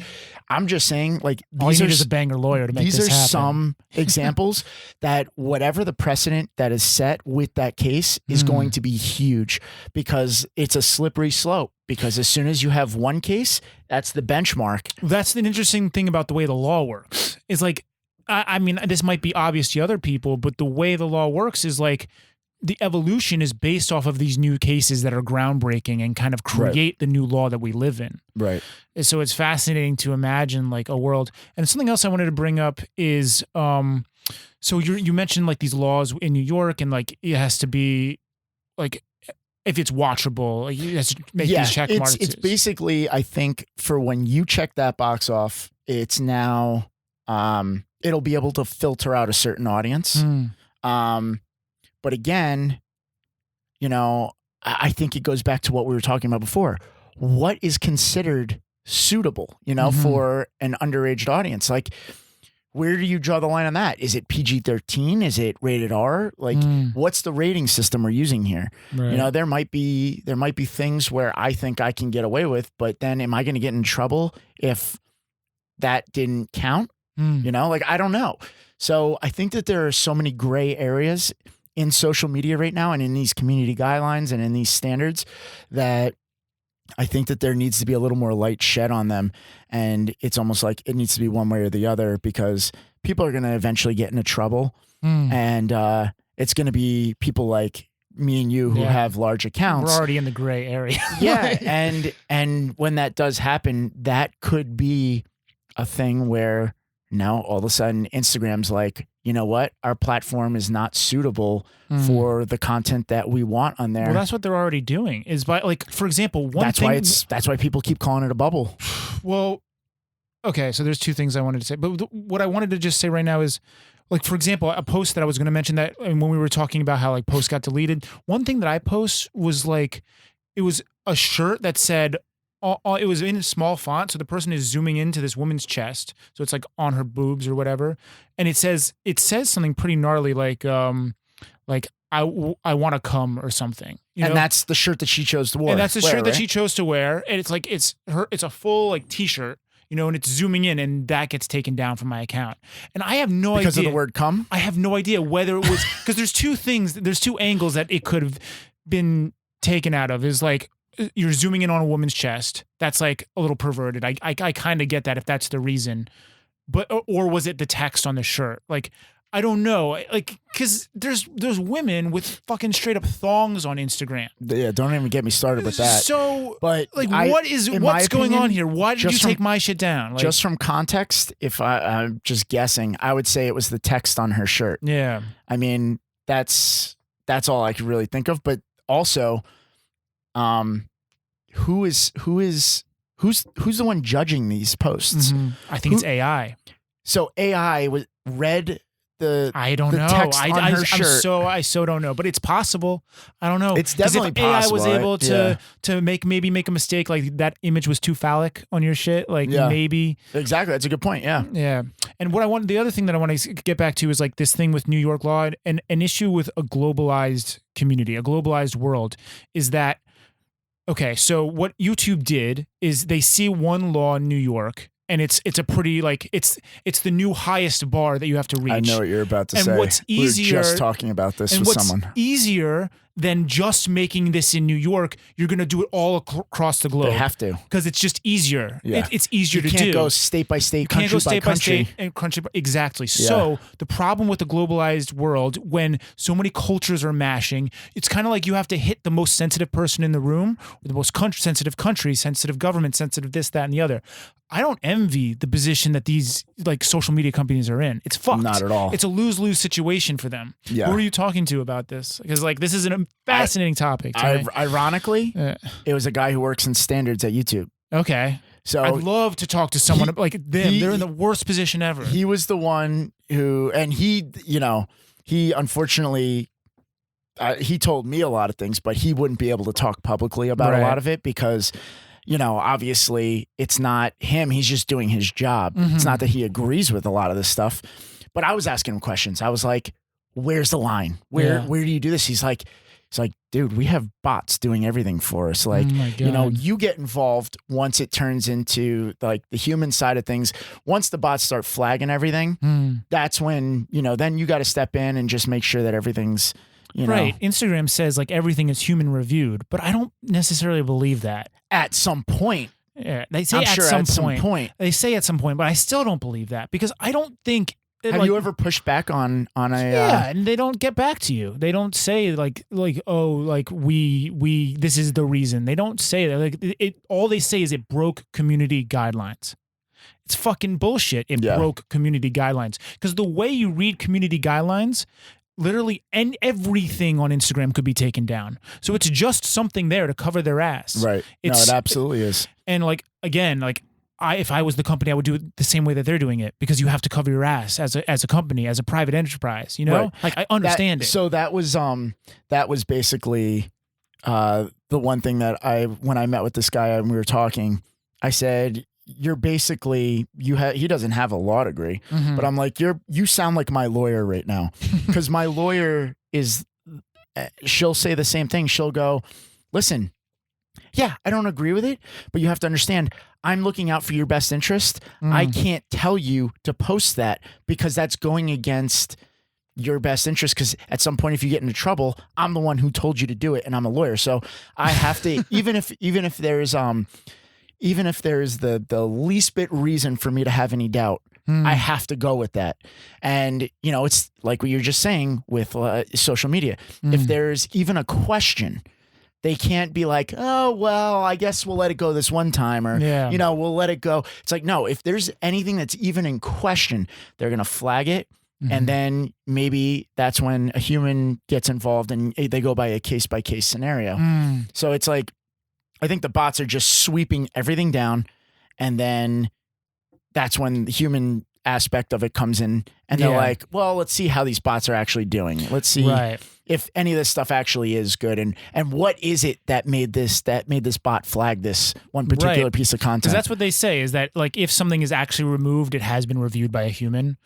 I want to talk to that human. And I know it's an impossible thing to do because like there's so many things that are being taken down. Right. But I wish somehow, and like, especially if your account is deleted, like I know people with millions of followers. I don't know personally, but I've heard them like write on blogs like, oh, my account was deleted with millions or like 500,000 followers and it just gets deleted without any warning or any way to talk to Instagram about how to like resolve this issue. Like, you know, it's like, fuck, man. Like not even like the death penalty isn't even allowed in every state. And it's like, this is a really weird thing to do, but it's like, oh no, actually, sorry. What I'm talking about is not equivalent. What I'm referring to is more like a situation with Alex Jones who gets like deplatformed. And the rule is like, you're banned for life. And a lot of people will say like, that's like not even like the death penalty is happening. And that's like literally you're taking your life away. And this is more of an issue of free speech, I guess. Because it's like people look at Instagram or rather Twitter specifically as a place for free speech, or like the public square. Like back in like, it's like, do these companies have the ability to take away your free speech when today, and this, I just went down a completely different road. No, I know what you're saying. It's pretty scary to think about. You know, these companies hold more power. Like the analogy is 100 years ago, the public square is where you would go to voice opinions and, you know, talk about stuff and use your freedom of speech. Today it's Twitter. Today it's social media. So when these companies, is free speech actually free? Yeah, because well, it's not like does social media fall under free speech, or like do these companies have a right to let everyone be on the platforms when they're private, because they're not public. So it's very tricky. And I don't know exactly like where to be on it. One interesting thing that I learned from this situation is I posted a photo of somebody in the metro actually wearing a shirt that had Hitler on the back of it. and I'm sure this guy had no idea who Hitler was, but it's a photo of Hitler doing like the Sieg Heil or whatever. And I posted it and it gets taken down by Instagram. And I'm kind of like, what the fuck? Why that's considered hate speech in Germany? Yeah. In Germany. So like not even hate speech. It's just completely illegal to Right. post a photo of Hitler under any Right. circumstances. Right. And this was just like such an eye-opening experience for me. And that's when I first truly looked at like how fucked Instagram is dealing with like a globalized community and how to handle this situation. Right, because I think at least right now they don't want to go state by state, country by country, and No. have to filter that stuff. It's a logistical nightmare. It's impossible. So for something like that, they would have to go. All right, well, in Germany, I guess we're gonna have to filter out that content, and let's go around the world and see where else that's a law. They don't want to do that. Instead, they're just going to like, all right, we're just going to take it down. And I think that's going back to what you were saying about just across the board, you have one bar. And unfortunately, that bar just keeps getting lowered every time there's a new thing that comes up. A new trendy, like, you know, bullying was a huge thing. And in a lot of cases, rightfully so.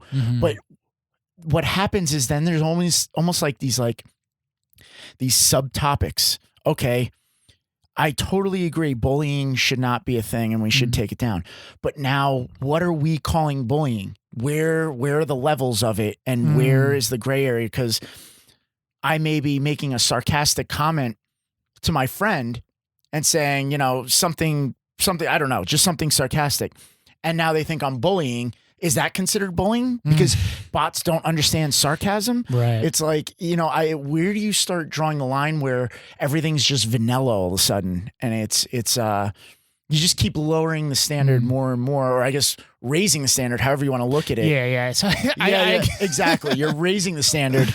And it's scary, especially for people like us. And that's why this is so relevant, because we are in this world where it is people watching. It is all about culture, but those are the things that are kind of under attack with social media. Yeah. We're both very relevant in that. Like Yeah. the foundation of my account is people watching, and like that, it's in the name of my account. I chose the name like Shanghai Observed, and originally I didn't put captions. I did nothing but put like hashtag daily Shanghai photo or hashtag daily Shanghai video. And the whole foundation of my account was like no commentary whatsoever. Like I don't want to have an opinion on what I post. So no captions. It was just the content. Yeah, that's smart. What I was doing for a while. And then I do think that the captions help bring in a whole new like angle to how you look at stuff. It gives the page a voice. Yeah.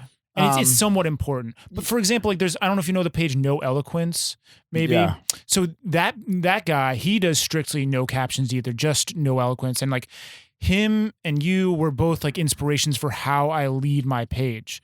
Like in terms of like little context is like a big thing for me. Yeah. Not having much context and it's like kind of a what the fuck moment is what I really enjoy sharing. So yeah, the no caption thing.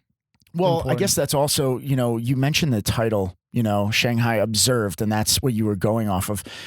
That is huge because for you, it is just, oh, this is an observation of what's happening around me. Yeah. For someone like me, when you do subway creatures, there's a negative connotation that comes with that. You're already putting them in a box. I'm already working against myself.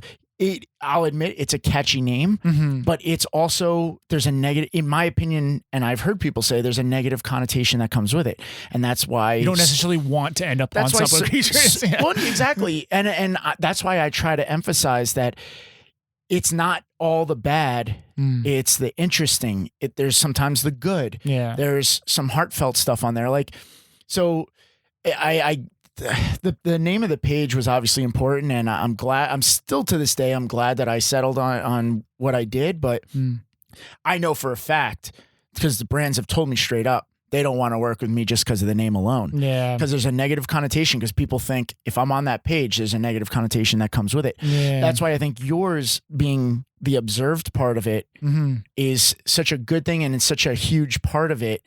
Whereas mine is kind of the complete opposite end of the spectrum, right? Where you're talking about creatures now, which, you know, even though we don't define that, you know, it's kind of a negative connotation that comes with it. And like you said, people, even if it's in a, not even a bad situation, because the page is called that, they automatically think, oh my God, I'm a creature. Right. Well, for me, like, even if you did change the name, like for me, I'm still fighting against like a majority of my videos and photos being in that comedy context. So it's like, I think maybe I just need to slowly make it half and half, of the light and good nature, or like pointing out the good stuff. In general, I post stuff that's just funny to me or interesting. But yeah, you're fighting against like a box that you're already in, and the majority of what you post. Because I think the majority, while you do post these like pop-up events and you post some stuff that's, maybe more positive note, the majority is of comedy and like, the creature aspect of it. Absolutely. So, I'm, it's hard, man. It's really frustrating. I'm waiting for the day that all of a sudden, people are like, you can't call people creatures anymore. Like I'm like, when are we going to get that sensitive? Because I'm waiting for it. You can't call people creatures anymore because it's racist, or it's something like, how like the lexicon changes all the time. Yeah, creature could. Damn, that would suck. Creature could all of a sudden be like, oh, you're referring to them as a creature? Well, actually, that's really racist, and you can't do that anymore. That could happen, man. Creature is a word, like, it eventually could hit. Yeah. Trust me. I mean, maybe you could change it like Subway Critter. Like, I don't know why I'm thinking of like, creatures or critters. I guess you could always go back to Subway Madness. No, fuck that. I would absolutely take your route and say like, Subway. I wouldn't obviously rip your stuff off. I'm trying to use the observed. I just think, trying to own that. I think the way the direction you took with that was the smart way of going about it. Obviously, I don't think you were looking in the long term. Not necessarily. How sensitive people were going to get, but. Definitely, if I could have I was somewhat looking at like, this is not my voice. I'm simply the person who shared it, which man, like when you look at it, we do have to take some responsibility. 100% for what we're putting out there. Absolutely. Like quite a bit of a responsibility. I don't know.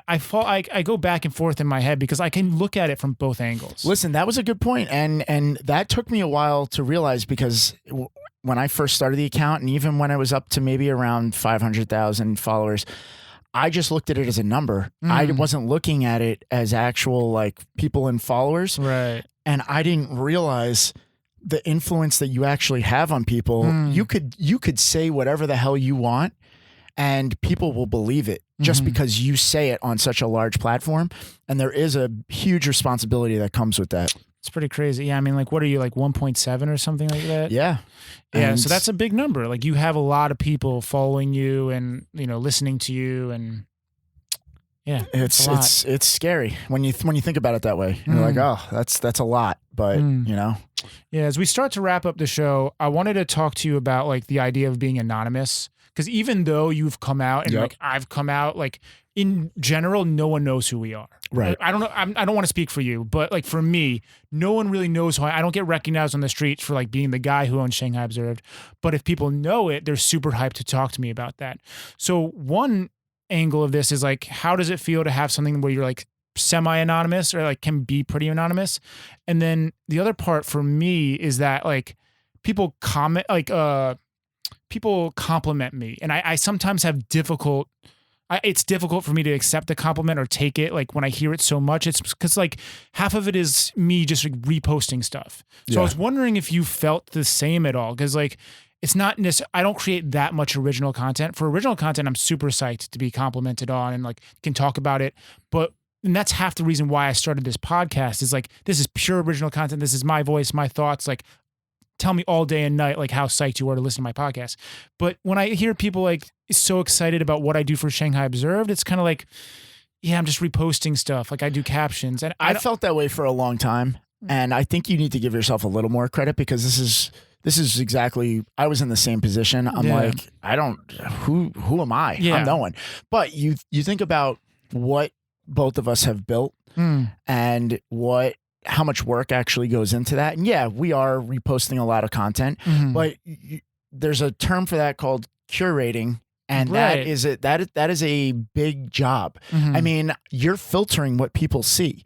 You're picking the clips that and pictures videos, you're picking the stuff that people are actually going to see. You're picking the stuff that they're not going to see. You are also writing the captions. You're editing some of the clips. Yeah. I mean, there's a lot that you're doing that these people are seeing it through your lens, even though it's you're reposting some stuff that people may send in. They're seeing it because you wanted them to see it. And it took me a long time to realize that as well.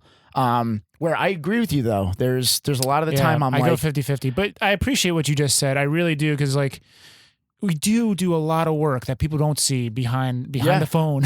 I mean, dude, half my day is curating because you also need to be I don't know if it's the same for you or not, but for me, and especially in the market that I'm in, I have to be the first to get this stuff up and out. Oh, you gotta be like first to market. I have to be the first because if I'm not, that's a bad look for me. And these people are sending these videos all around the place. Oh yeah. So it's not just me who may end up posting them.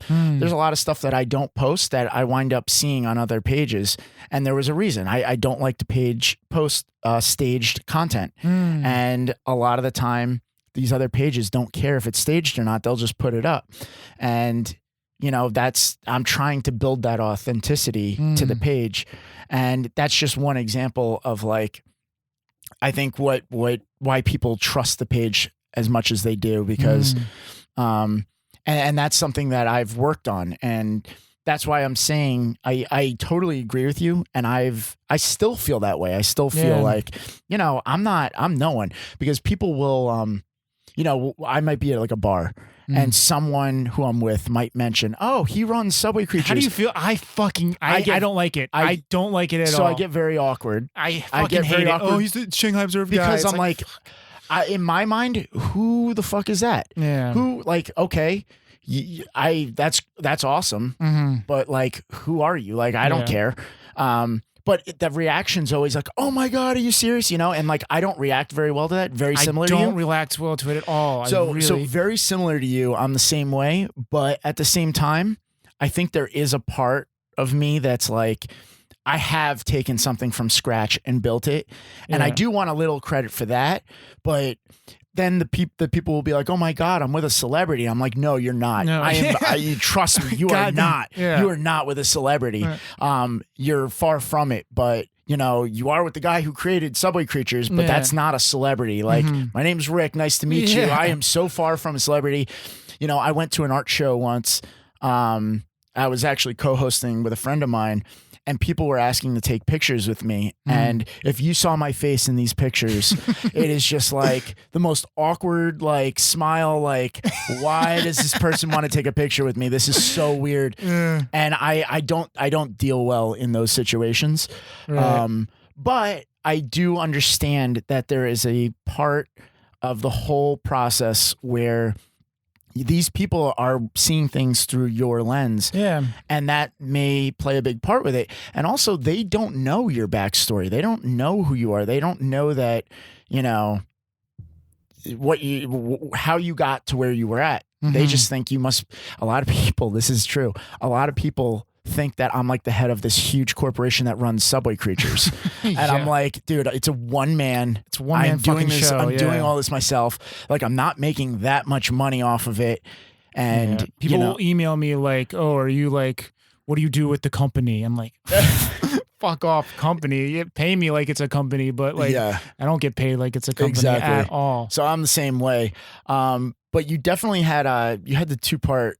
Oh, I guess I just answered it there. You answered it, yeah. Yeah, so it was, for me, it's, I just care about I started off being anonymous. Like, I didn't want anyone to know who I was. Because you said in one interview on like a news channel, like, oh, I guess I'm coming out as not being anonymous. But what's funny is like I've done that as well too, like in interviews, and I'm like, oh, I guess here's the floodgates for people to hit my DMs on my main thing. Like, definitely not. As silence, definitely and not to like diminish your personal account, but you have less than 1,000 followers. And so like I was expecting like, oh, maybe he'd have like somewhat of a following from his 1.7 onto his thing. And like, not to give you shit, but like you have it on your main feed, and you would expect. I just put it there, by the way, like last week. Okay. So that's why I didn't know how long. That's why I was saying. So here's the thing. So my private account, my personal account was private up until like very recently. Yeah. I never had the name attached to That's the account. interesting to know. Other Okay. than in the public, because I wanted to be anonymous, because I wanted Subway Creatures to be Subway Creatures. Right. I wanted, and there's an wanted appeal to being no face behind it. And that's what part of my thing is too. Exactly. I wanted No to face behind I it. wanted it to be its own thing. I didn't want it to be Rick McGuire presents Subway Creatures. I wanted it to be Subway Creatures. And I felt like if people knew the guy who was curating the content, they may start hating it because they know who I am. Yeah, there's less allure. And exactly. I did another podcast about 6 months ago where I showed up and there was two girls. They thought that there was a black guy running the account on Subway Creatures. Really? They said that they thought I was black, and when I showed up, they were surprised I was white. And I go, well, why did you think that? They go, I don't know. I guess maybe the tone of the page or the content that got posted. They said, I'll be honest, I have no idea why I thought that. Yeah. And I like the fact that it was people were creating this own Wizard of Oz in their head. Right. They get to put their favorite person in there, and it makes them like it more because it's whoever they wanted it to be. Yeah. Rather than just some white guy. Think about something you look at every day that you really like, and you don't necessarily know who the person is behind it. And then all of a sudden, there's fucking Rick McGuire, and you're like, oh, that fucking sucks. That's not who I was picturing at all. And I was like, that's in my head. I was like, that's all I think about. Yeah. But then I talked to a lot of people in the industry, and they're like, honestly, man, if you are going to make this a company, you really need to start getting your face in front of things, because yes, you have a tone to the page, but now you have to attach a personality to it. And regardless of whether that means jumping in front of a camera and doing things, you should at least start getting the name out there, because that's how you're going to be able to make more money, because people will be able to buy into more than just the page. They're also buying into the person. And that's honestly, Maybe. I don't in the know long if run. I fully agree with that. So Yeah, it's hard. It could go either way. Yeah. But that's why it's almost like jumping into the water. I'm not. I'm like dipping my Dipping your toes in toe right in it. now. I'm seeing how that goes. I'm kind of seeing the reaction of it. Has anyone messaged you? Like, I get messaged all the time. It was unfortunate, but the timing sucked. But the example I gave of the girl licking the chips. oh, and now they have a person to go directly All of a sudden to there was the- a name. So I got bombarded in my personal DMs, and it was the family coming after me. And I was like, shit, well, I just made my account public. I just put my name in the profile. Now all of a sudden everyone knows exactly who to come to. And like you said, I only have 1,000 followers. Right. It's not like, I'm so inundated that I could turn my notifications off. But so it's like, so what they started doing was they started writing on my actual posts. So instead of DMing me, That's fucked. where you can filter people through DMs, Yeah. but since my account's public, they started writing in my comment section Yeah. under my posts. Yeah. And I'm like, oh my God, like That's terrible. this may have been a bad idea. The good thing is you can always turn it off, and then like you can, said, yeah. like their goldfish, they'll forget about it the next day. Yeah, and that's honestly what happened. But I'm still in that trial and error process where it's like, all right, I have the name out there. Let's see how many negative things happen compared to positive things, and Right. kind of go with that. And let's see if we can get a show going, and whether it's a podcast or an actual like digital, OTT platform kind of show. We'll see. We'll see what we can do with it. But that's why I'm kind of I'm not just diving right in. Because I'd also imagine the shock value in that. Yeah. You're following a page that's been around since the beginning of Instagram. Yeah. The content you're going to get every day, and bam, just like that, all of a sudden there's a guy in front of the camera on the page. Yeah. And it's like, whoa. Yeah. You kind of have to I feel like ease into it. You can't just, Definitely. if you switch something up, look at Instagram or Facebook. Look at every time those platforms change. There's a minor change. Everyone's like, I fucking hate the new Facebook. I hate Instagram. Why did they ever change it?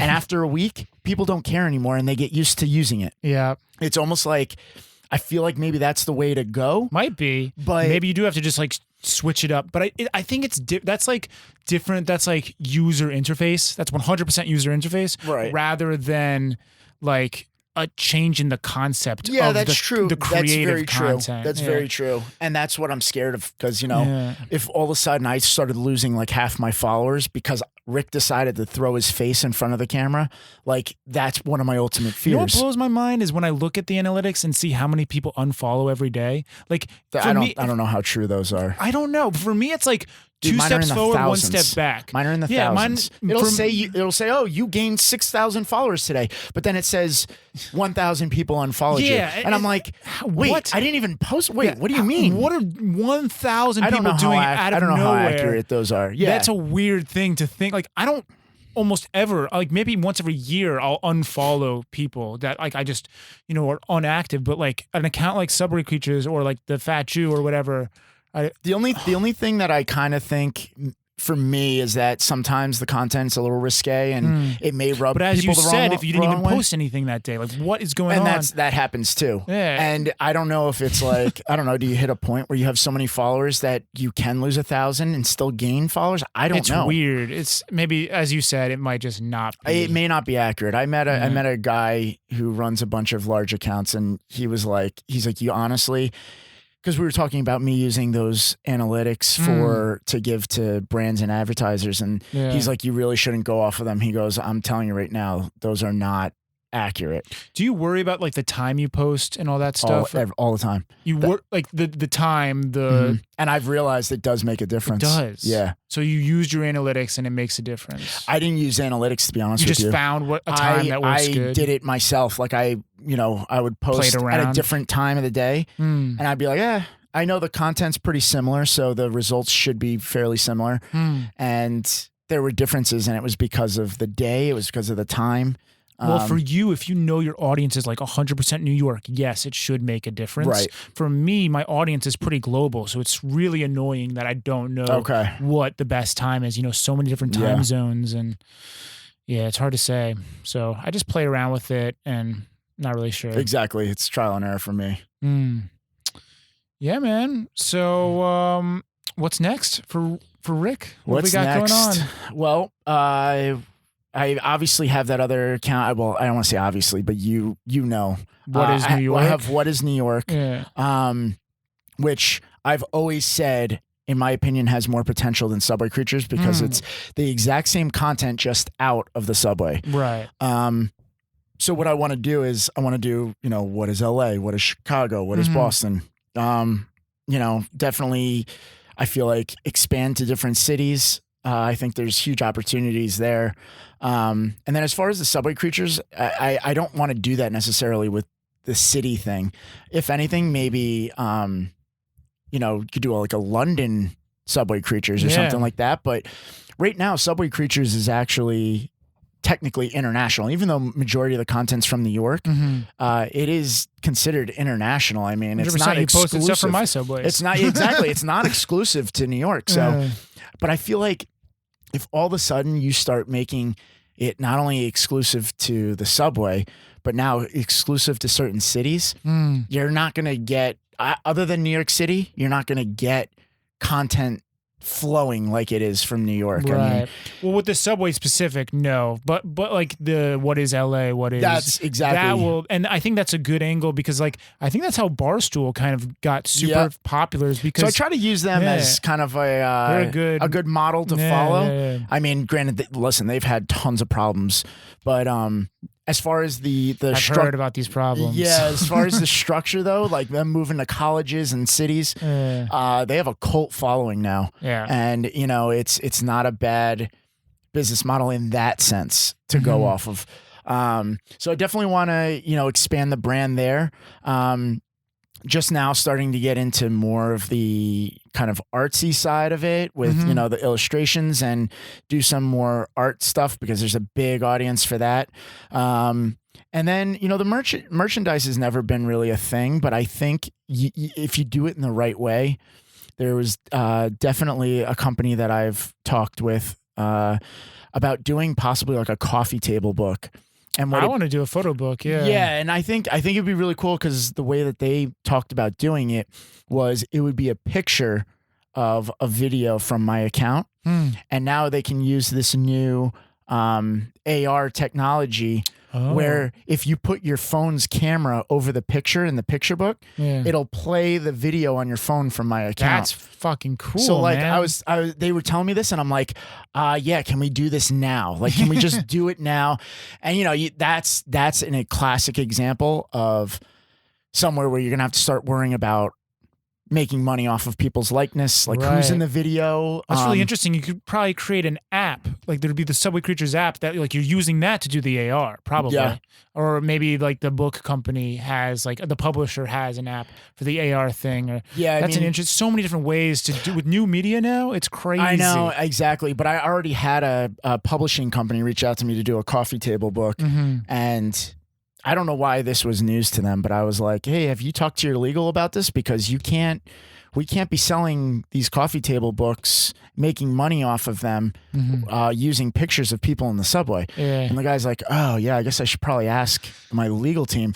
I'm like, yeah, dude. I'm like, what are you doing? Well, how does street photographers do it then? I don't get it. Like, because you have to get a release. but I long as highly you get a doubt release. these guys are getting releases. Like, you know, the way street photography works, you take a photo and keep moving. Like, I don't know. I guess they're hoping they don't get sued, maybe. Yeah, I mean, I haven't really seen any examples of like people's faces in that kind of photography, at least of them selling. I know because I work with a couple photographers and we actually were doing a project together, and we actually had to have people signing releases that basically said that they don't mind if they're in the picture and if we monetize off of the picture as well, Right. knowing that their face is in it. But to do that on and scale it to the size of Subway Creatures right now, Yeah. that is really time consuming, and like tracking people down. You'd have to basically start at one point and just be like, all right, starting now, anytime we get this, we have to make sure we have releases from people. It'd be It's a overwhelming. logistical nightmare. It is. So that's why you kind of have to stage a lot of those pictures. You have a person who's either a model or an actress and get them in a position where they've already signed something. Yeah. So that way it's recreate. you don't have to worry about other random people being in the shot. But Awesome, man. but yeah, there's, you know, as long as there's a Subway in New York City, there'll always be a page. Yeah. So that's Fuck yeah, pretty much man. it, man. Well, Rick, thank you so much for being on the show. Thank you for having me, man. It's been a good time. It's been a long time. Yeah, dude, we just cranked out 2 hours and 10 minutes, Oh bud. shit! Yeah, let's do it again in. Didn't feel like that though. No, yeah, that flew by, man. Usually I take a break in between. This was really good. Let's do it again in the summer, man. I'll be back every 6 months. I'm here. I can't wait. All right, bye, guys. Boom. That's it. Thank you so much for listening. If you found this podcast valuable, there are many ways you can support it.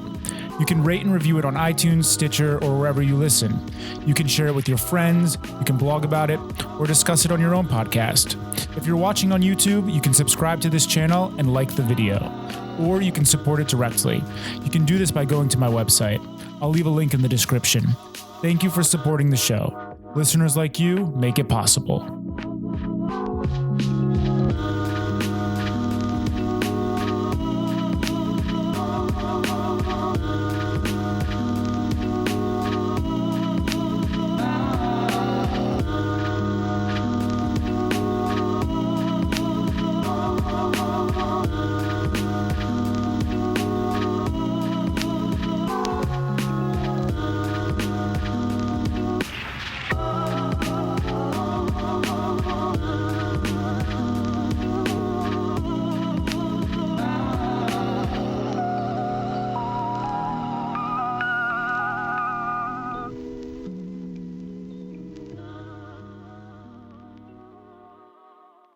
Also, if you enjoyed the intro and outro music, it was made by my brother, Danny Greenberg.